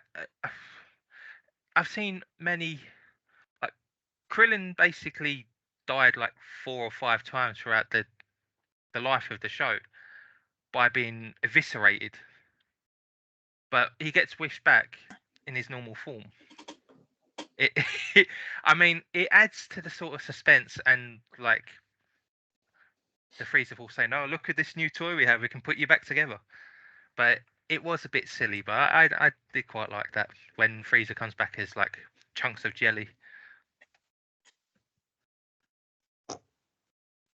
That was funny. This was yeah, sorry, that just completely derailed me. What I was gonna say was I don't know why they didn't bother having a second villain in, because I was a bit like, well, you know, you've already got Goku and Vegeta, and they both are like fighting over who's gonna do what and everything, and I was just like, this is already just kind of killing the tension. It kills the tension with for me a little bit when you have like this big evil villain, and then they're all just going like, "Goku, you said that I could fight him," and he's like, "Fuck off! I want to fight him," and he's like, "Okay, fine," and he's just, and I was just like, "Okay." I'm already a bit like you've got more people than you need to fight for. Goku kind of doing it by himself. So by the time you get like Vegeta in, who's not actually had to exert himself yet, he's gonna fucking pummel him. So I'm like, I don't know, I'm not that bothered. And then yeah, you already had the whole thing with Whis where he's going, "Oh yes, if you worked together, you'd be very powerful." And I was like, yeah, and I thought that's where it was going. So I was like, oh, if you've got a second villain in here, then you'd have 2 powerful villains to fight our 2 powerful heroes. And yeah, they just didn't have that happen. And I was like, oh. And then they don't fight together. And I was like, oh. And then they end and go, "Would you ever want to fight together?" And he's like, "No, I would not." And he goes, "Ha, ha, me neither." And then the credits roll. And I was like, And that's the story of Pat and Alec. what? Yeah, but that's not the story of Pat and Alec, because you will Oh, it have is. to eventually fight together in the most literal sense in like the next movie. Yeah. You see where it goes. Me and Alec are gonna have to do a little dance together. Yeah. But I feel like that's again the And spoilers. touch tips, yeah. Touch tips. Yeah. Oh, okay. But I understand your point, Alec. It's also the thing that happened with like, but for the character of Frieza himself, it makes sense because he's, you know, super self-centered and egotistical. Where they're like, He's Space Hitler. you know, Space Napoleon, no? Was it more Well, no, space? Frieza's a massive racist, ain't he? I So feel like like Frieza hates Saiyans like Hitler hated Jews. yeah, but I feel like he could be Hmm. Space Stalin, to be honest, because of how he treats his own people. They're all fairly racist, to be honest. Yeah. I'm like, that's why. That was the Okay, way I always thought of it, as like Frieza was space Hitler. he's space dictator. He said he's space evil dictator guy. That's the Yeah. best way to do it. Yeah, Space But- Putin. I think he was more of a space Mao myself. Metal, yes. Yeah. Can we just agree he's just a big giant Tory? He's a spacist. Spacist. Or That's space spacist is Yeah. sure. Okay. But because he is a spacist and he's very egotistical for himself, there was the whole thing where they're like, "Do you want to bring back the rest of your family that was killed, by the fucking Saiyans?" And like, no, Daddy had his chance. Just leave it to me now. And it's like, oh, Yeah. yeah, that's literally, his character. Well, we got brought back your dad. Nah, just leave him. Let him I be dead. really want them to make his brother canon. Look, you can't. For Cooler, it's a bit weird, right? It's because like if you try Yeah, to They're make making canon fodder. name's Cooler. yeah. Yeah, it's because Frieza is a fridge and Cooler isn't a cooler. Yeah. Yeah, Well, no. no, King it's- Cold. Yeah, Yeah, it's, the it's dad's name cool is King stuff. Cold. Then they actually have, if you talk about like non-canon movies and like previous like retcon, sorry, they have the old like previous generation of Freezers, which is called Chilled. point? The guy's called Chilled. He's called Hmm. King Chilled, and it's like he's the one that goes, "Be careful of these Saiyans," and he dies at the end. That's like Frieza's like great granddad or some bullshit, right? And so Chilled, Frieza, Cooler, King Cold. They're all like fuck. What was the name of the fucking the guy who's in like the series in the future? Fuck, who's Mr. in... Freeze. No, it's I mean, why not? Sending me to the cooler. I know who you're on about. Yeah. I'm just worried he's something called. I think his name is like something really like. I think his name is like Ice or some really stupid pun as well. I just can't remember where it is on top of my head. The Iceman and So yeah, basically the I'm Freezer evil. family is basically named after kitchen appliances. The Saiyans are named after vegetation. Vegetables, yeah. Literally, they're all named after vegetables. Bulma and their family are underwear. Underwear. Yeah. Their last name is Brief. Interesting. Oh yeah. Their surname is Briefs, yeah. Well, This is obviously, brilliant. Goku's Oh, name is actually- Kakarot, isn't it? Like carrot, right? Yeah. Yeah. Oh yeah, Kakarot is Kakarot, Raditz, Nappa. yeah, Vegeta. not the cabbage. But it's also I forgot that all of Frieza's men are named after After fruits. fruits. No, they're all Oh, fruits. not fruits. That it's after different foods. Is it? Oh, I thought it was mostly So- fruits because like they have the guy's called Kiwi and stuff. Oh, you've got them, but I'm including the people in this film as well. Like you've got Tamago, which is egg. Sorbet Yeah, is shit. obviously Sorbet. sorbet. Shisami is just a different way. It's like a play on sashimi, the Japanese seafood. And there's another one as well, but I can't remember that. So, Yeah. but yeah, I think the other ones are fruit, but in this film they've just got random food Yeah, as they're well. all. Yeah, they all have their own sort of naming conventions. It's just a bit silly. Toriyama was in his kitchen. He was like, I need to think of some names. Oh, I got an idea here. It works for most of the point. All the characters have their names, and you kind of know who they are. It just makes sense.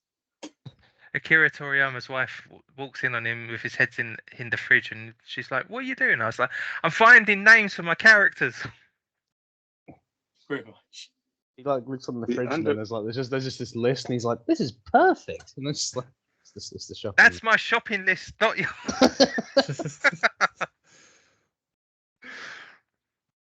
The underwear family is the one that really takes the cake for me. I'm just like, Underwear family is the one. Because that's the only American family in the show as well. Yeah, because I'm just like, why did you Also- name your kid? Carry on. the kid's name is Trunks. No, Trunks not Trunks, briefs. the other way. Which one? Buller. What? Are you talking about their second Ah. kid? I think so. Yeah, Buller.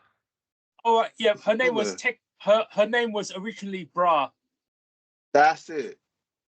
When I first heard her name, when she first came out, I was like, what the crap is this? I actually stopped watching for a while.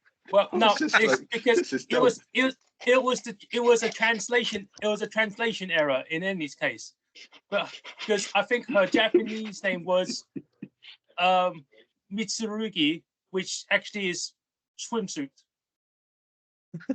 Yeah, so it's man. yeah, but again, the editor of the time was like, I think you might need to change the name, and it's like, why? Well, I mean, because we're in the age of like computers now, people like will kind of search up stuff.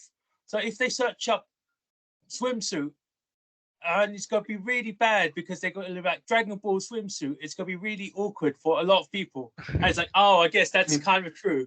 Just So, where and we that's step why- into hentai. that's- Yeah, that's why even in the English name, it's not it wasn't Bra anymore. It's just Buller. So like, oh yeah. But they kept Trunks because like Trunks was just too generic, I guess. I don't know. Because Yeah. everyone, Trunks because wasn't as bad. yeah, Trunks was bad because like if I feel like if you was to search Trunks now, you probably get a picture of Trunks from Dragon Ball before you got swimming trunks. Oh, no. Trunks and his Oh, father man. trousers. No, his So- father is Vegeta. I told you. Search Trunks. It came out Dragon Ball first. It went Trunks Dragon Ball Wiki. That's how it went. That's how it was. There you go. So, has anyone got favourite scenes? Oh, that's a Rob has fucking hard loads. one this week. Rob, you didn't expect Rob to be the one who's spoiled for choice. Oh I god. know mine. If you want a bit of breathing room, Yeah, go on. it was the bit when they're going down the stairs, and I'm going to paraphrase this obviously, but Whis goes to Vegeta. Oh, you're slow because you overthink too much, and Goku goes, yeah, you do overthink too much, Vegeta. And he's like, the only reason you don't overthink is because you're a fucking idiot. I nearly spit my drink out. And I But feel that like is that would be like perfect. that feels like it'd be an interaction between me and Alec as well. That was what made it so funny to me. I was just, I just wasn't expecting it to be just like so on the nose with it, but like it was one. Yeah, that was mine. What you got? I'll do mine quickly then. Like, I could Rob pick is- literally anything, but Krillin's a character that I've been with for a long time as well, and as time has gone on, he's basically become just a giant punching bag. He doesn't dent any enemies at all. But then we have this one moment where there's loads of shitty Freezer Force guys, and Krillin kills 180 people. And I was happy for Krillin that he wasn't useless anymore. Yeah. And it might be an odd favourite scene, but like I loved seeing Krillin just wailing on people. I'd seen this film a few times before, and I was sitting downstairs watching it the other day, and I was like, "Go on, Krillin!" But like, yeah, that was the scene that I'd probably, yeah, that'd be my favourite scene of this film. He had a haircut, otherwise he'd have been rubbish. That was a part of his the shift in his character that I was a bit confused by. Giving him hair, because like What? I think everyone at the I time mean, thought he was naturally bald. Yeah. I mean, it's just part of his character because he became a dad. That's kind of what it Yeah. He sort of did a was, right? reverse Rob in some respect. Rob had hair, then he got older and doesn't have hair. Krillin was a kid with no hair, Oh. grows up, has hair. I mean, That was like, if Rob has a kid, maybe Rob will start having hair again if he has a kid. Oh, I that, hope was- not. that was like that moment at work once where I showed my manager a picture of me when I was like 16. And he went, "Oh, Rob, I thought you were born without hair." And I was like, "I was." And then I had hair, and now I don't again. Just a lot sooner than everyone else. Do you know what? I think my favourite scene is that one between Jacko and Bulma, where Jacko's like, "Why is everyone on Earth so strong?" And she's like, "No, he's a Saiyan." And he's like, "Oh shit."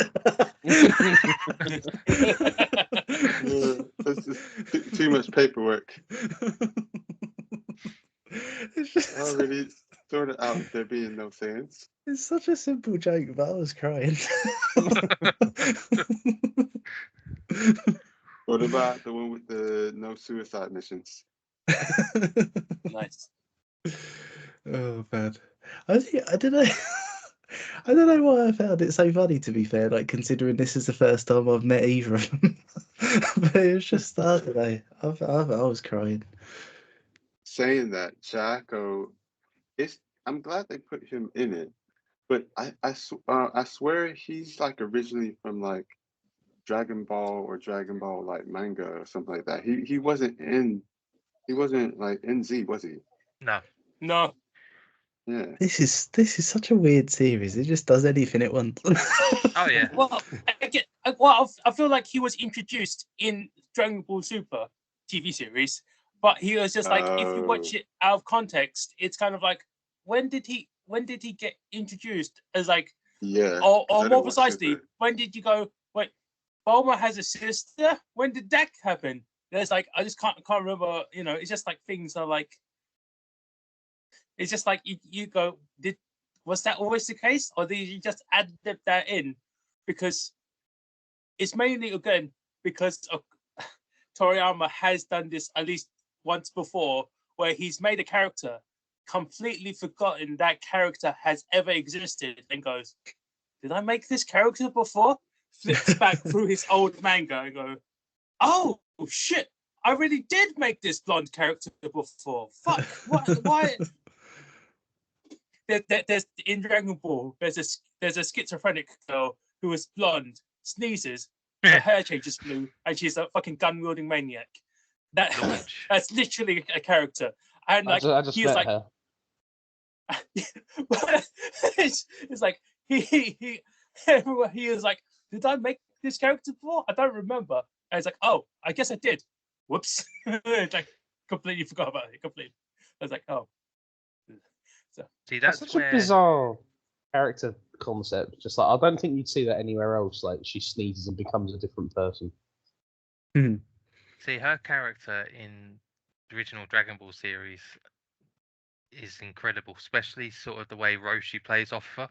So like before she Oh, turns no. into a psycho, he's really trying to perv on her, and then she sneezes and she starts fucking shooting at him. So it's a really yeah, good balance. it really adds to the comedy. It's like he's about to do something really pervy, then he's got like a Glock in his face. It's something about it. It's almost perfect about it. It's like I feel like I'd almost prefer it the other way around. But he's really pervy to like the violent version, but then she becomes all like just like, ooh, and he's like, nah, I don't. that could work as well. Somehow. I don't know. I feel like that could work as well. Be a lot more effort. Yeah, I didn't know before watching this that the what do you call it? I think it's Toriko? In the anime, and not in Dragon Ball Z, the like separate anime. I can't think of who it is now, but they were Describe the inspired character. by. They have blue spiky hair. He's got an orange jumpsuit and and he eats lots of foods. Yeah, Toriko is the one. Probably. Yeah, Toriko. Yeah. Yeah. So but so he was inspired by Dragon Ball Z, and then Toriyama, is that the name of the guy? Am I saying it right? Who made this? So, Mhm. yeah, and Toriyama was then inspired by Toriko's blue hair to make the Super Saiyan God hair blue. That was apparently one of the main inspirations, which is quite interesting. Just kind of the circle of inspiration. Oh, that's interesting. I've never heard that before. It's I mean, like they're like the circle of those like Shonen Jump guys are very close knit. There's the reason why like the Kishimoto and Oda were like very like made like their very heartfelt like notes when he did pass, because they worked together in the most literal sense. They were like they after work they were drawing manga in like the studios, and afterwards they went, do you want to go get a drink? And they're like, yeah, sure, let's as buddies go get a drink. That's really sweet for like Oda and like Kishimoto, because it's like They specify that though at the time. No, It's it's like, like- as buddies, no gay.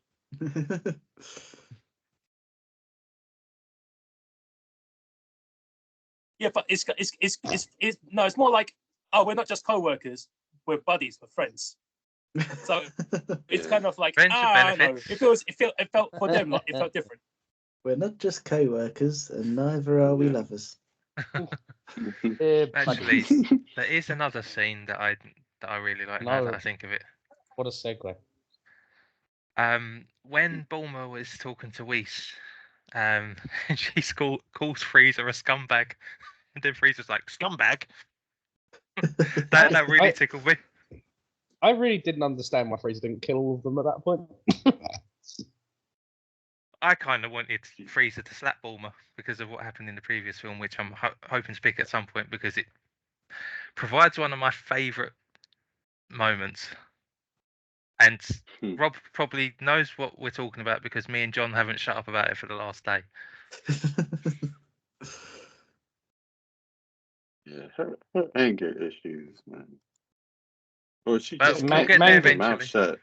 Manga issues? Yes. Manga management. Gotta manage that manga. Everybody I likes just manga. get so angry. Whoa. Did you say you're a man? No, mango. Sorry, that's a reference to a random poem. Probably no one else. But I don't know what my favorite scene is. I'm mad with manga. Oh dear. Oh, I at mean, least that you say it as I do read a lot of manga. It is Ugh. that.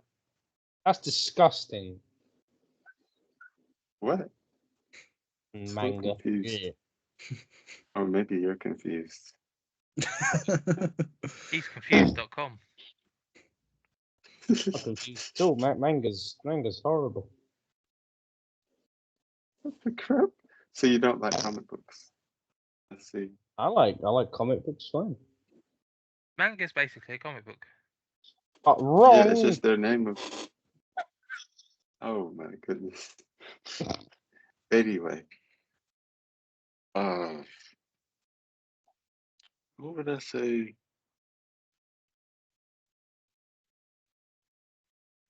I don't know like what I would pick as a favorite scene.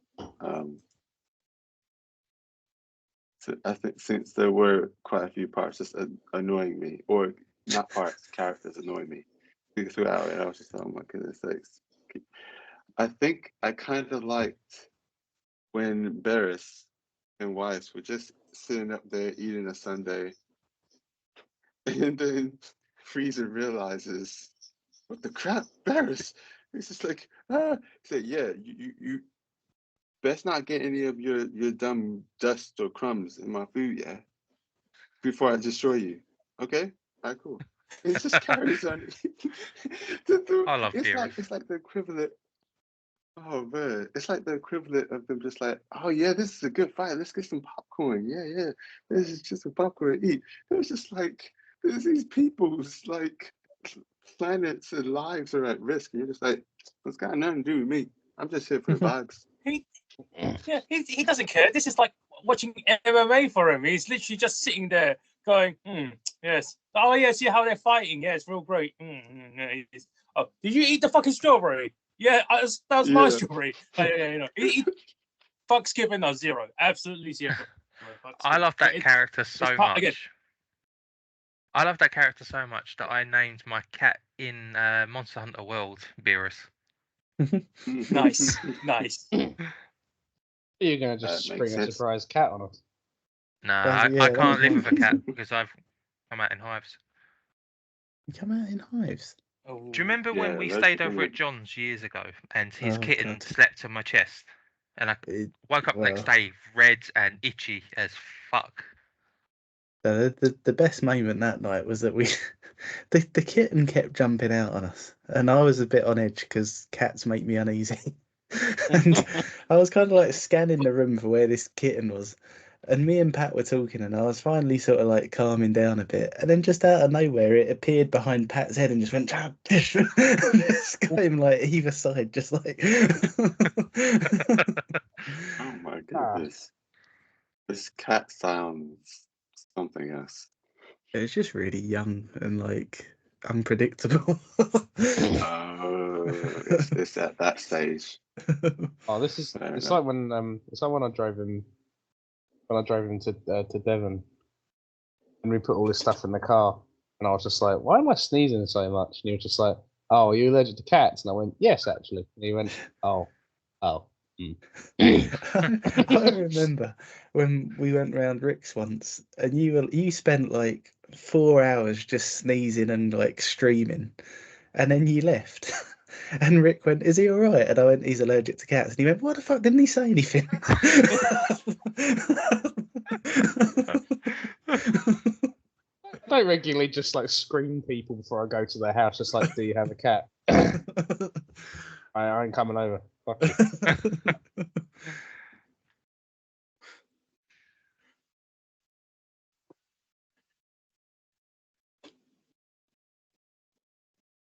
Wait, so how many of you guys are actually allergic to cats? So Alec and Pat. I'm just uneasy around them. I've got no medical condition. I mean, are you worried that it's gonna? Are you worried that Rob's cats skeptical. are gonna bite you? No, I can't read a cat. So like with dogs, like you can Read a cat? What the fuck? It's not a book, man. What No, do you mean? but like with a dog, you know if it's pissed off or if it's like all right with you. But with a cat, I'm like, that could do anything to me at any moment, and I wouldn't see it coming. Cats are quite sinister though. Cats are very sinister. Feels like dogs can be a lot more sinister, to be honest. No, because with a dog, like it'll like if you piss a dog off, it'll go leave it out. Whereas a cat, I don't know. I'm never sure when it's gonna Cat will snap. just walk off and be like, "I'll get you later." I feel like Precisely I've never felt had my life threatened by a cat more than a dog, to be honest. Oh, I no, don't hang think on. it's gonna kill me. I'm just worried it's gonna mildly injure me. Oh, okay. Also, hang on. A cat will just kill you for fun because I have a friend called Millie, and she has a big staircase and a cat, and I thought I was on good terms with this cat, but then I was coming down the stairs and it just dived under my feet for absolutely no fucking reason whatsoever, and I was like, Jesus! And I nearly fell down the stairs because I was like, I can't step on Snoopy, but at the same time, that was entirely Snoopy's fault. Like, he can fuck off. Oh, man, the cat was named Snoopy. That's Also, just ironic. Cats do weird things when they don't like you as well. Like I saw this video of this woman once, and this cat just came up and started like rubbing itself against her legs. So she like leant down and like started stroking it, and it attacked her. And then everyone in the comments was like, "Well, yeah, she should have known better." And it's like the cat initiated that. Yeah, rightly so. I think also. Oh, Rob, you just really wouldn't like my house. There was there's like cats. There's a black cat who we call Dante, and there's a white cat who we call Calamity. And the best I got from Calamity was I was having a shit one time, and then I looked up, and it was just balancing on the window, and it was just looking at me. I was like, "Fucking hell!" Like, that was like the best I could hope for. Dante, sometimes I'll just be working, and I can just hear little footsteps, and I'm like, "What the fuck is that?" And then I'll just come, and he's just in my house, and he's just in the hallway, and he just goes, and I'm like, "You're in my house, motherfucker! Get out!" Like, what the fuck? I have to like chase him out through the bathroom window, and I'm like, "Oh, not even fucking mine." But The only cat that I've like felt alright around in a long time actually is next door's cat, and I think it's because he's so old. Like when we first moved in, the front door was open and he just wandered in, and I sort of looked down at him and he looked back up at me and he sort of went, "Oh, sorry, mate," and he just walked back out. And yeah, that's the level of interaction I'm alright with. But it's when they hang around I'm like, I'm not sure about this. oh, I forgot to tell you. Speaking of old pets, Dee Dee died. Oh really? I wasn't that surprised, but Well, I suppose actually, yeah, it's probably been about 8 years since I last saw Dee Dee. and she was pretty fucking old. But Oh, that's still a shame. this one, sorry, or some pets. Dee Dee was really funny. She was like a lassie sort of dog, and there was one time where I don't know if it was because it was like in comparison, but there was a little pug called Sid, and Sid would just be like just running around, and he'd just be going like at about 1,000,000 miles an hour, and then Dee Dee would go like just very slowly, just kind of plod around this garden. And there was this really really long house that she lived in, and yeah, we just you just see her just kind of like just very very slowly just shrink into the distance and then disappear. And then we were like, "Where's Dee Dee gone?" And we run to the other side of this house, and it'd be fucking ages. Like this house was like longer than it was wide, but she'd take longer to go around the short bit than the long bit. And then eventually she'd just kind of just pop her head out, and we'd all go, "Where, Dee Dee?" I think my favourite one was like we chased her like we moved towards the garden in anticipation that she'd be there, and she was basically just like stood staring at a wall, probably about that far away from it, like, just completely still, just.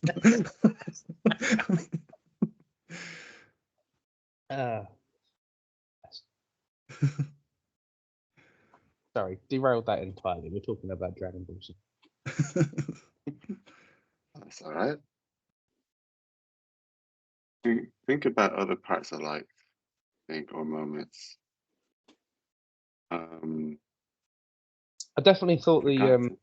the Freezer Force fight was a lot more fun than the actual Freezer fight. Oh really? I much preferred seeing like the multiple characters fight everyone off in their own little unique ways than I did the. Oh, should we fight Freezer? And then he's like, "Nah, he's way too powerful. He'll just kill all of us." And I was like, "Oh, let's just wait for Goku then." Mhm. And then Goku showed up, and I was like, "Oh, okay, well, guess he's here." From him, yeah. And then him like destroying the world at the end. I was like, "Where was this when you were just? Could you not have done this to Goku? Like, just grab him and go like, okay, now I will destroy the world, but the world's you." Like, where was that energy? But, That usually happens when he realizes he can't win. Yeah, but he could have been petty ages ago when he got the guy who shoots him with the little like ring blazer. Oh, he could have done that then as well. I was gonna say, like, if he can channel that much energy that it destroys a planet, he can surely do the same to Goku. And I was like, oh, maybe Goku's really like he's like that powerful that Frieza literally can't do that to him. But then I was like, but then he gets hit with a pussy little laser, which penetrates the back and front of his gi, but doesn't hit anything in the middle. It just makes holes in your shirt, basically. Oh no, But- he and that- I mean he has That gets him. he had the senzu, so he had the magic medicine to recover himself, but like it's still bullshit. Well, to be fair, Frieza has more than enough power in his base form to blow up a planet anyway. 'Cause he's blown up many a planet in that form. That's true. Yeah. Mhm. I think I was like, with what- him, what- it's what- like what just- he wanted revenge on Goku, and he was at a point where he obviously hadn't lost his golden aura, so he felt like, well, I'm still on top in this fight, even though Goku had landed a few blows on him before he got shot by a Pee-wee gun. But with the bit with Vegeta, he'd lost his golden aura, and Vegeta was obviously fresh, and he knew he'd lost. This one blast, if it hits him, he's vaporized. So he's like, blow up the planet, everyone else dies, I survive. Woohoo! Hooray for Frieza! Oh yeah, okay. Mm, I, mm, I, yes, that's what he's thinking. I still think, from a narrative standpoint, is a bit weaker compared to what it could have been. But admittedly, Frieza himself was definitely like the best part of the film, even though he was, again, as I said in the beginning of the chat call, he has been brought back 3 times now. So again, it's definitely the when he comes back and is like has his music being blasted, that heavy metal music. It's definitely like the best part. It emphasizes like how powerful he's supposed to be, and it shows you like, you know, how the whole like when he comes, like breaks the glass and his whole ship like crashes to one side of it. And I think that's really emphasizing of like how powerful and scary your bad guy is. And I think that's probably favorite scene because it shows that, all right, yeah, the bad guy's back. And it's like, it's a very simple way to say it shows you how the bad guy, an evil, powerful bad guy, is back from the dead. And it's like, yeah, makes sense. It was very simple. And because it was so simple, it was just like, yeah, the super evil bad guy's back. Emphasized with everything exploding and him throwing someone out the window. And I was like, yeah, makes sense. Perfect. I want to ask, do you guys in this one, do you know how old like Goten and whatnot Goten is? Well, Trunks and Goten are about 8, aren't they? 7 and 8, because it's not too far after. Well, it might be like a year after Majin Buu. So Yeah, because I was thinking they did that whole kind of not time capsule, but you know what I'm talking about, where they Yeah, they it's just trained like they for a were really in. long time. So, I mean, technically, they're both really stupid. So they're both like 5 in like mental ages, but like they're about, physically speaking, about maybe like they're under 10s. I remember. Yeah, because obviously in the movie they were saying, and you'll come across these, Alec, eventually. But like it's like, oh yeah, don't tell Goten, don't tell him, because they'll wanna fight. It's just like, oh yeah, I said I haven't seen them for a while. It's just like they would mess things up. They were great fun. I'd love to see Frieza versus Gotenks. That'd be so funny. I just met Yamcha, and then I remembered that Yamcha was someone that they also didn't tell, and I was like, oh, I've seen pictures of him in the crater, and I was like, that's probably why they don't tell Yamcha. That's a fucking classic meme. Classic thing, right? It's Poor so good. Yamcha. He hasn't been relevant Poor since Dragon Ball. Yeah. I mean, it's fine for Yamcha. Yamcha, even though he's not that strong, he's still doing good. He's a very rich and famous baseball player. Yamcha's great. Not only is he weak, he got cucked by Vegeta. Technically speaking, yes. Well, I mean, no, didn't they? Well, I mean, I guess they had to break up for. Well, did they? Yeah, I think they were broken up. They were constantly on and off, innit? Yeah, because they Bulma dumped his ass because he was always with like the other all of his fangirls when he was being a sports star, and it's like she just like is just like screw him, I don't care about him anymore because he's always like out flirting with other girls. That's the reason why she dumped him. I think that's how it was. Yeah. So yeah, Mm. it was a bit weird. It was a bit of an on-off situation. I was like, yeah. But yeah, that's Yamcha for you. That's Yamcha's own fault, I guess. Silly Yamcha. Yeah.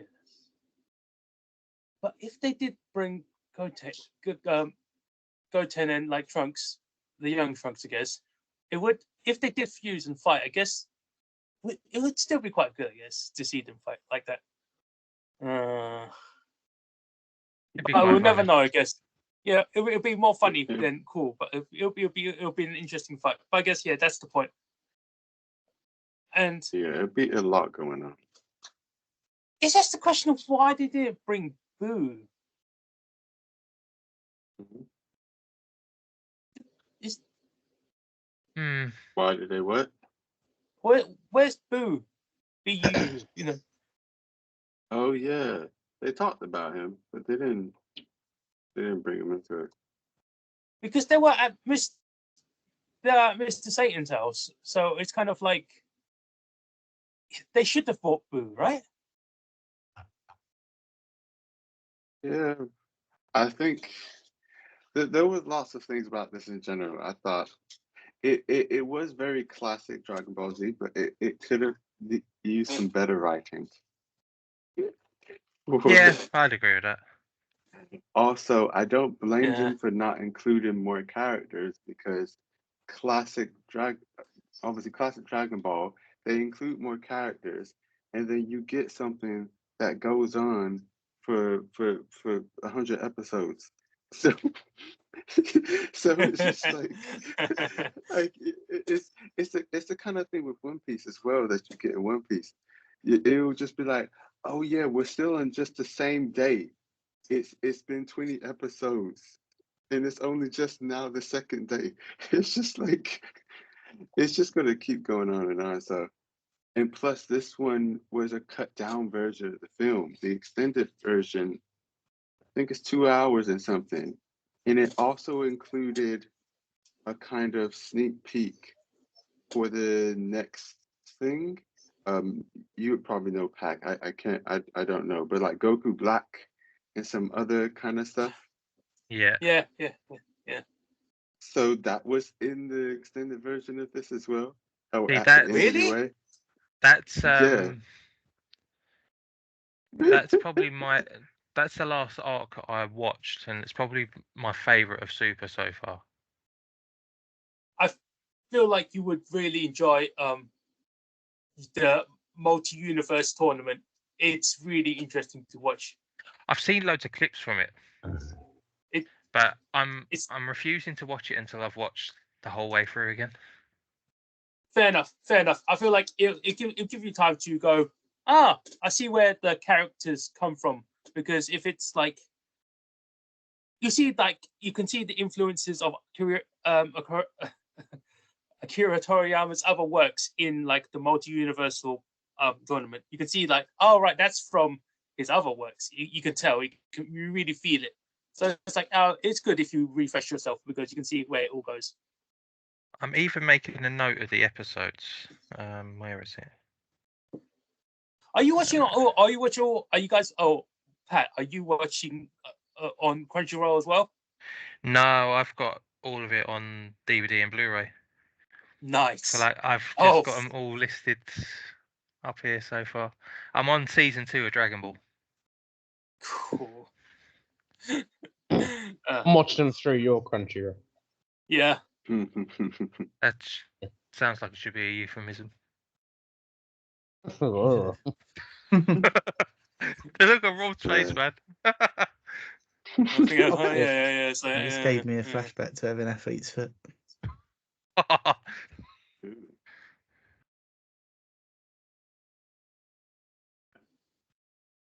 Well, thanks for that. Gross. Oh man, we've been on the call 2 hours already.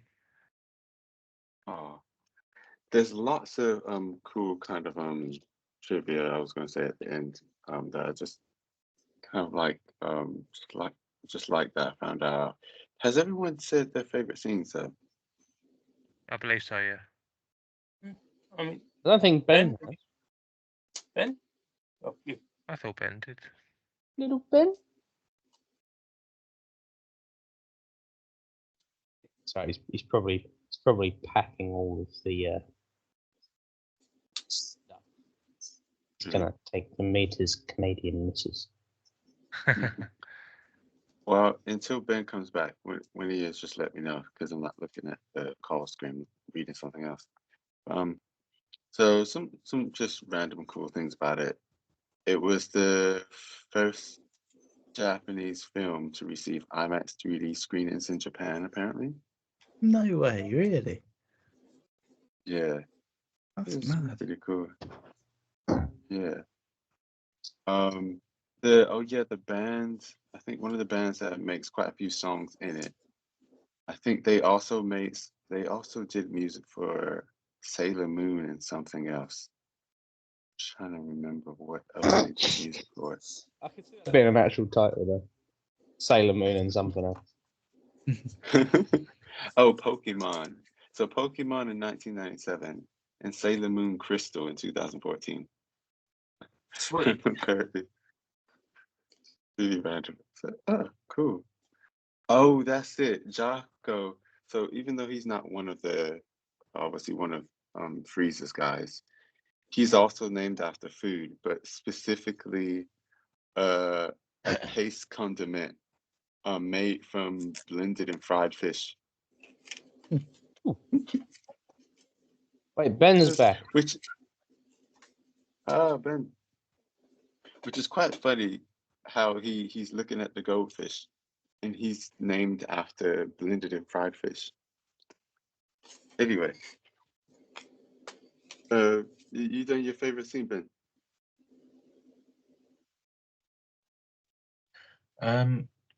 Yeah, there's a lot of great moments to choose. I really even like the end. I suppose I think that's one that comes to mind that you guys haven't mentioned yet.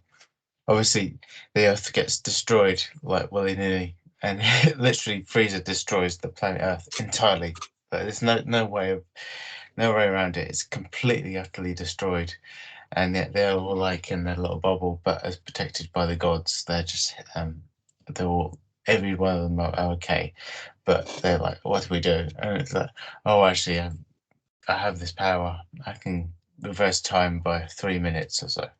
What was that? Wiz or Beerus or one of the two of them? They could go back because and it's kind of like, yeah, we can. That's what's the whole thing about those two. The two gods all the way through are kind of like so like laid back and so like casual about everything going on around them, and it just kind of sums it all up. They're just like the audience, just watching things from in their armchairs, just like, yeah, there's no real consequence here. The things are going to be okay at the end of the day because we're here. It's like that. The world's destroyed. Whatever. What you say? Done. It just was. Yeah, I think that was just a shocking but amusing scene for many reasons. Like all the way through, it's kind of like the two of them were like the highlights in terms of like only kind of that the viewer surrogate. At the same time, they're there just to give them to be like the what's the word, the comedic touch all the way through. But you know what? It reminded me, the ending where they kind of reverse time, obviously reminded me of Superman the movie, obviously, which was probably a homage to it. But you know, if you didn't, you guys probably didn't know, but you know the Green Lantern movie with Ryan Reynolds? The original version of that was going to be a Jack Black movie where Jack Black was going to play the Green Lantern. And I've read the script for that version of the film, and in the end of that film, something happens to planet Earth where it gets destroyed, and Jack Black as the Green Lantern is like, "What do I do? What do I do to reverse this? What do I possibly do to fix this problem?" And he conjures up a Superman out of his Green Lantern ring, a literal sentient Superman out of his ring. And he said, "Superman, what do we do? Can you do that thing you did in the movie and just go back in time and reverse everything and Superman's like, yeah, no problem, Green Lantern." And he goes back and reverses the world. And in that version of the film, Superman, or the Green Lantern Superman, fixes the world. And that is the end of that script, is that the Green Lantern saved the world by using a Superman in his ring to fix the world. That So sounds so much better. as mad as that's Dragon such a Ball, waste to not have made that. yeah, I as feel mad like as that Dragon could Ball have been like the Resurrected Earth comedy version is, of it, right? it's kind of like in the same vein as that, in the sense it's just like, what, okay, that's mental, but I understand, I get it. It's that sort of thing, and it just like Would it's have so been like, would it have been Henry Cavill, or would it just been a Superman? I guess oh, I don't know. this was like 2007. This is Oh ages yeah, ago. shit. Well, yeah, it would have been Yeah, so it before would that. have been Jack Black as Green Lantern with a Superman, probably a CGI one. A green That's too CGI funny. Superman. Yeah. Okay. Yeah, I just felt that was fascinating. It just reminded me of that moment, and that's a huge like tangent for what we're talking about here. But it's just like the whole trope from the original Superman movie is kind of like it lives on in this and in that version of that film. Jack But- Black. I feel like if you talk to James Gunn hard enough, you might convince him to do that. Yeah, nothing is set in stone. It could happen. It could happen again. For real. On James. but, Yeah, it'd be Mm. fun. saying that, like I don't know if someone said this already, but it's kind of, I guess, a play or a reference to like things that's happened before with Frieza, like when the last, was it? I'm not sure which time. Was it the first time they fought Frieza on Namek or something, or one of the times, and he destroyed that planet? But of course, that planet couldn't come back. They didn't have Wise then. There was no bringing that planet back, so that planet got destroyed. And it was a case where Vegeta fought first, and he got like beaten up and stuff, and then Goku took over and kind of finished off the fight in a way. So they kind of did things in reverse, or kind of referenced different things from the past. So it's really, yeah, it really is like a throwback, bringing him back and then making all these references and whatnot. Yeah, that's interesting about that Green Lantern one. Uh, some more random stuff. I forgot about this. That's another moment I did kind of like in the film, when Goku does a Bruce Lee 1-inch punch, and I was just like, wait, he's doing a one. Okay, cool. It's nice to see. I mean, Jocko also he did a kind of classic Bruce Lee kind of film, and just kind of like standing there after like kicking some people down, which is quite fun. I was just like, oh, even Jocko's getting his Bruce Lee energy in there. When Vegeta and Goku were sparring, I think the stances either one or both of them were using is typical in Wing Chun fighting styles, in Wing Chun, which that was pretty cool. And the hell that Frieza stuck in was inspired by Green Lake in Shria Istria Austria. Hmm. I'm sure I'm not saying it right, and that's the English version of it. But yeah, it's all the cool things. Oh yeah, this is also the first Dragon Ball Z film. Apparently, obviously, anyone can correct me, but apparently, this is the first Dragon Ball Z film to have a post-credit scene. Wrong. What? Oh, I don't know. He just said feel free to correct me. So What did you say, Pat? No, I just went, I believe it was Oh, I man. who said, Oh man. Also, it's like another random things. Like apparently after this, they kind of cut down or tried to heavily restrict after this film how much blood was in like the films after this for Yeah. some hang on, there reason. was there any blood in this one? Yes, There was because a I little feel like bit. some of the characters were like had their guts shot through and like they were bleeding from the mouth a little bit, but that's about it. I can't remember much blood in this film though. I remember being Yeah, it really wasn't. shocked when I watched the show and Piccolo gets his arm chopped off and then there's actual like blood dripping out of him. And I was like, oh shit!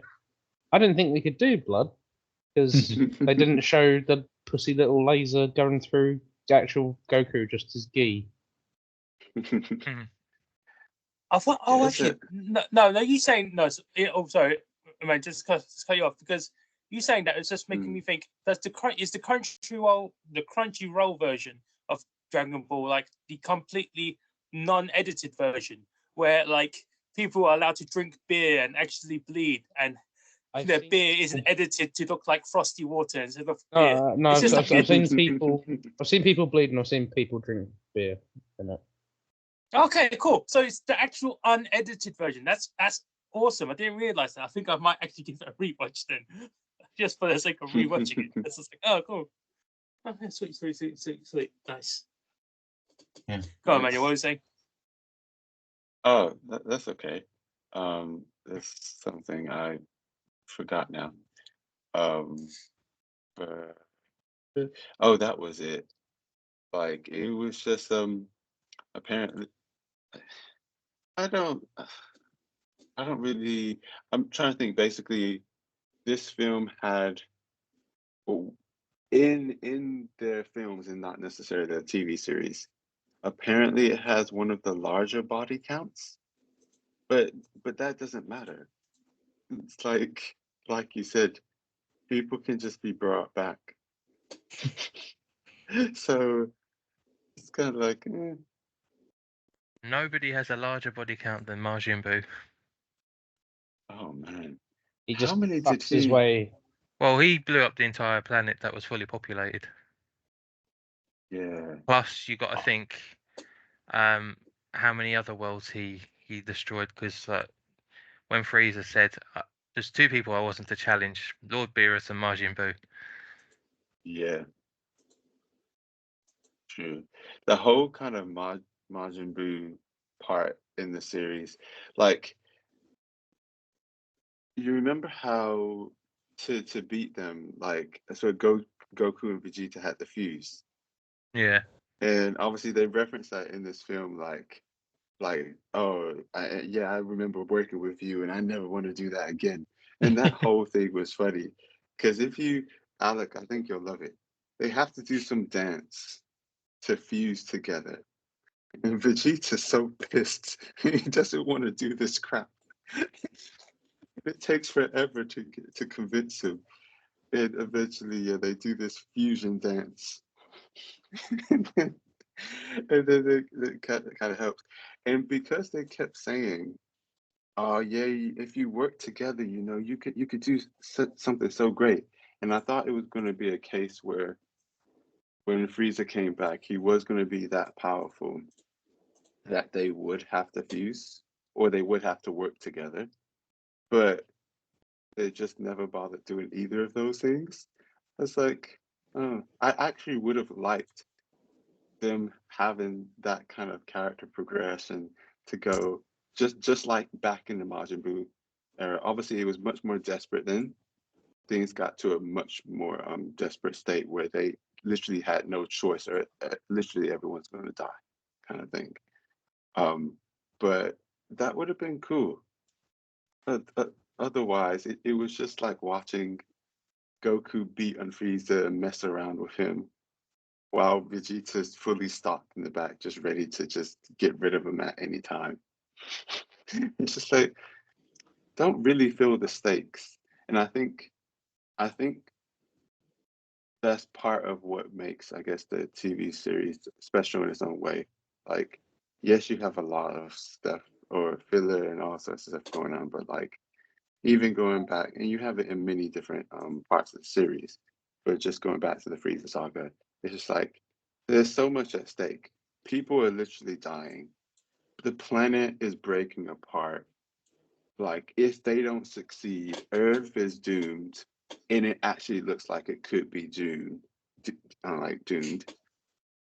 And it's just like there's a lot of stuff on the line, and these people, these characters, they have to overcome their barriers or struggles or whatever it is to actually somehow win or escape or get out of this in some kind of winning way. Whereas here it's more like I guess, a comedy throwback movie where, yeah, it's not really, it's kind of, it's not proper stakes. It's just like, yeah, it'll be all right. And kind of having fun with it, which is all right. But there you go. That's probably my like, that's probably like my ending statement of like from me anyway.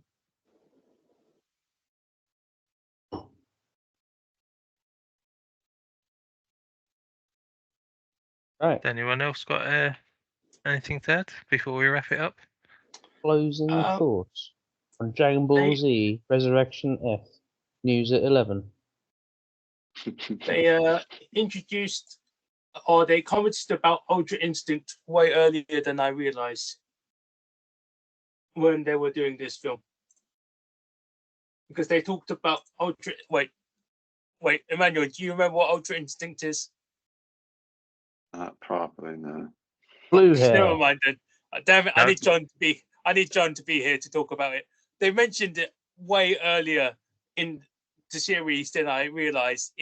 They mentioned it when they're walking downstairs. They talk about it, and you go, "Oh right, that's Ultra Instinct they're talking about." But if you guys don't remember it, it doesn't matter. That's it. Yeah. Is it referenced? Is it referenced in this film at all?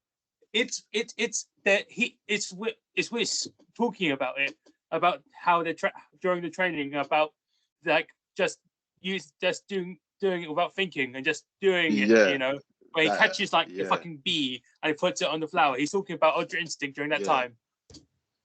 If it they talked about Yeah. it way before that it was even introduced as a concept, or maybe it was introduced as a concept right there. But it's like, oh, they talk about it way earlier than I remember. I was like, oh yeah, cool. Yeah, I like when he did the bee thing. I vaguely like remember that kind of thing, but not what it was called.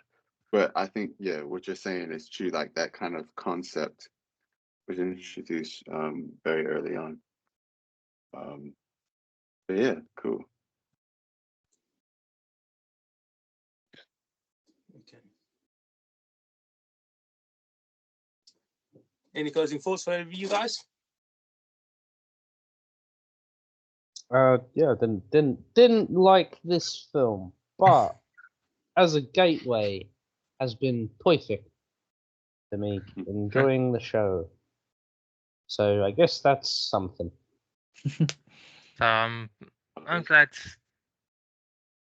I suppose everyone took something from it, and hopefully I think first of this- many. Yeah, I think this was like a result that I can safely say none of us were expecting. Oh, definitely not. It's super. Oh man, you reminded me, Alec. I was thinking about this yesterday. Even though I saw Dragon Ball Z Dragon Ball and Dragon Ball Z off and on growing up, because in America they had it We got it before here, I think. Yeah. But yes, start off and on. Saw Pokemon here and there, but Ash annoyed me. Well, not Ash. The series kind of annoyed me here and there. Saw Yu-Gi-Oh. Saw random stuff, the crappy Digimon stuff. Um, but I didn't actually properly get into anime until Naruto. Naruto was the first anime that actually I was properly anime, and I actually like made the effort to watch this to catch up with things. At that time, I think I also caught up some more with Dragon Ball and went back to watch different stuff. Watched Bleach, watched some One Piece. It's like not until Naruto happened with obviously one of the editors from this, which is great. Did I start getting into everything else? It's just like just quite interesting. And none of it I- would have been possible without Dragon Ball. Yeah, which is amazing. Yeah. On a side note, I do wish that working conditions were better in a lot of the animation studios and stuff, because usually over the course of like 10, 15 years, you would expect to see more progress than there's been, and there has been progress with a lot of the quality and different stuff, but not all studios have been able to make that jump in kind of that progress or jump in quality, because obviously there's not enough manpower, there's not enough time, and they're having to churn out so much. So obviously you're getting some special stuff like Demon Slayer and all sorts of different kind of animes outside of animation movies that are doing well and doing some great stuff. Is I don't know. Obviously, there's some stuff that doesn't need to be different than what it is, because it serves its purpose. It might be a simple sketch or comedy or whatever it is, but you have some things where I'll be watching it, it's like more of an action thing. I'm thinking this could be better, but they probably aren't getting the budget. They probably aren't getting the time, and it's just like just wish there was more kind of money and time pumped into more of it. But it is what it is. Rob, do you have any parting thoughts? Because I know you liked it so much.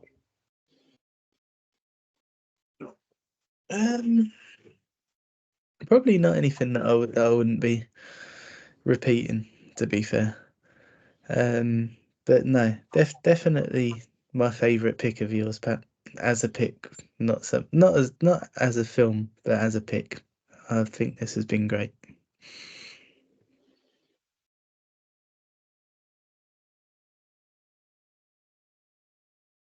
Might make me Alright, adjust my pick Simon. list. All right, Simon, what you got? What are you doing? What's So- happening? What's going on with you?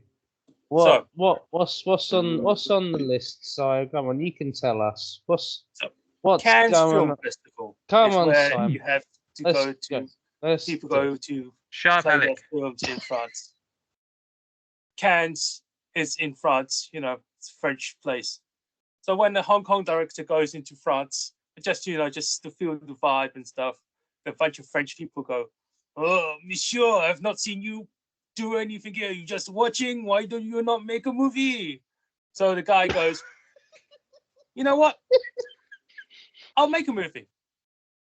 So he comes back to Cannes next year with Vengeance. Vengeance is the name of the movie. Hmm. It was made in 2010 or 9. Wait, It's nothing to do 2009. with Lady Vengeance. it's called it's a Hong Kong director's film with French and Hong Kong actors. It's called Vengeance. It was done because essentially he went to Cannes and they asked him, "Why don't you make a movie?" And he goes, "Sure, I'll make a movie." And this was the movie. He made a Cannes film festival movie because he went to Cannes. That's about it. So it's Ooh. Is the Yeah, it's- director Johnny Toe? yes. How did you know that? because I, it's I searching was it now. looking for it. As this is an incredibly foreign film. This is for Pat's sake. Incredibly foreign. This Well, is no, the most foreign film we've ever had. this is mainly for Pat's sake. I have to tell them they speak English in this film. English is none of these people's first language, so just gonna give them cut them some slack is what I'm gonna say. That's all Why I did need you to say. single Pat out for that? Is it Because because he's it was his first language? because he has said to us before, but he doesn't get along with like certain foreign films because he sometimes he can't get like the inflections of the language and he has to read subtitles. They do speak English in this film, just incredibly poorly. So I just like Can cut I him some slack. just say, Mhm. before we move on, Yeah. that I think my comments about foreign language films have been taken out of proportion. Certain films, certain films I struggle with because of the way the subtitles are done. I don't have an Okay. issue with the foreign language themselves. Like, I think of your last film, what was it, Lady Spider? Holy The spider one? Holy Holy Spider. Okay. Where Yeah. the dialogue Spider and Lady. the dialogue and the Magic word. subtitles were done in a way that it was easy to follow. Then there's Yeah. other films like Spider shit, I can't- Woman. no. Oh.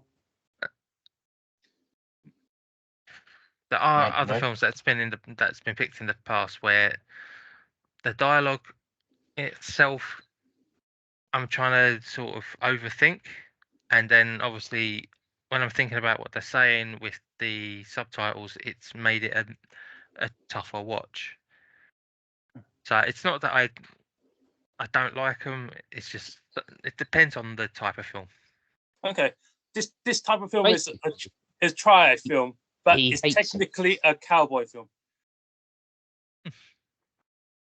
It's a bit hard to explain, but it's a triad film. But when you watch it, there's certain shots you go, oh, I think that's based off like cowboys. But like it's hard to explain. When you watch it, you go, oh, okay. It's not like it's. I don't. Wait. How do we find IMDb ratings or not? Good, bad? Because it's like it's fairly okay for like Rotten Tomatoes, but for IMDb, it's not so much. So I don't know like how we do ratings for. I 6.5 is literally alright. don't. Okay. So this is this is the film is called Vengeance. That's awesome. And this will So be that's- the last one of the round, so get hyped, get ready to tell me what your nominations are and stuff. That is a very cool pick, Simon. I'm excited for this one. So am I. I remember watching this beforehand. And I was like, I remember it being quite interesting to see the action shots. I can't remember the story completely, but like, I think that's because that's part of the story. Because one of the characters have like amnesia, so it's like it makes sense. Fantastic! It's a I'm looking at the director's filmography, and he's got a film called The Heroic Trio, and it looks like a banger. The synopsis is: while one tough woman with an invisible robe has stolen 18 babies for her powerful master, 2 other tough women and the What? cops try and stop her. Oh my goodness. That sounds great. It sounds unhinged. this is. I'm really excited. I don't think I've ever heard of a French Hong Konger film before. It's got definitely one of the classically best Hong Kong actors in there. It has goddamn Anthony Wong, and Anthony Wong is in. He's like the Hong Kong version of Samuel L. Jackson. He is. He pretty much called He's everyone a one bad motherfucker, and he's typecast as a very angry guy. It's always like he's always typecast as an angry dude who'll pretty much tell someone to fuck off. It's great. He's one of Oh, your really? guys, Alec. He's in one of the Mummy films. Oh, really? Is Who he? the fuck? Vengeance. Wait, what's his name? What's his name? Holy shit, Johnny Halliday's the lead in Vengeance. Tell Yes. me tell me what the name of this guy is. Oh, the guy who's in The Mummy. Anthony Wong. Yeah, Anthony Wong. Anthony Wong is awesome.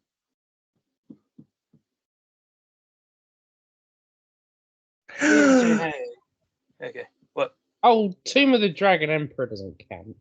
Suet Lamb's in this. Yeah. I didn't know you were a Stuart Lamb fan. He is the boss in Ricky O. I fucking He's love not, Ricky O. I was gonna say, Ah. Suet Lamb is in not the appetizer, like the actor.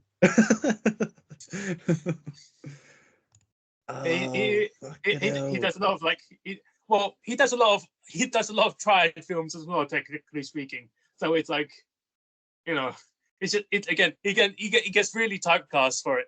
He's either a police officer or a corrupt police officer or a gangster. It's kind of it's either one of the three. To be Or fair, a gangster yeah, posing as a police officer. that's kind of what You he is pretty in much Ricky O. can. He owns a private prison. Hmm. Oh man. So he's a gangster then. Yeah, so it's fine. Okay, so vengeance. I'll find. Vengeance is mine. I just gotta find the good poster for it. Yeah. I'm So looking yeah. forward to this. That's So yeah, awesome. that's it.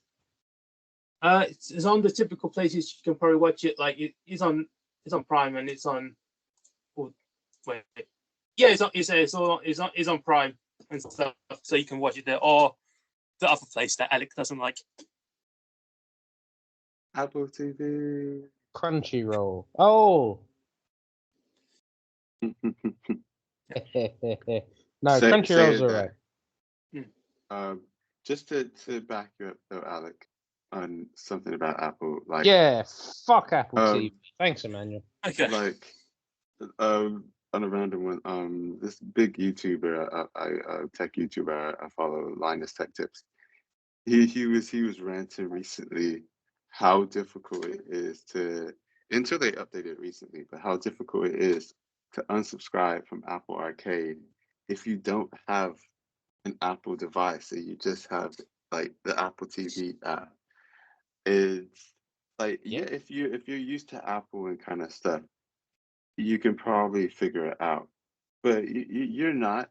And they have different dark patterns as well to make it harder to unsubscribe. It's like, and he ended up having to download iTunes on his computer to unsubscribe. There was another way he could have done it, but he couldn't find it because they don't even reference how to do it in the help articles on Apple's own website, which is mad, and which is why you have to rely on people like, let's say, Pat or me to go like, oh yeah, your PlayStation or this or that, you could have just done this. It's like, well, how am I going to know that? This is like this is not straight. Doesn't make sense. So yeah, I get you there. Thank you, mate. It means a lot. You're welcome. Down with Apple. Down with Apple. Oh, man.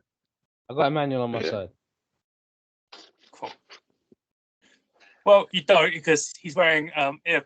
No. So, That's just detail. That's just detail. That's okay.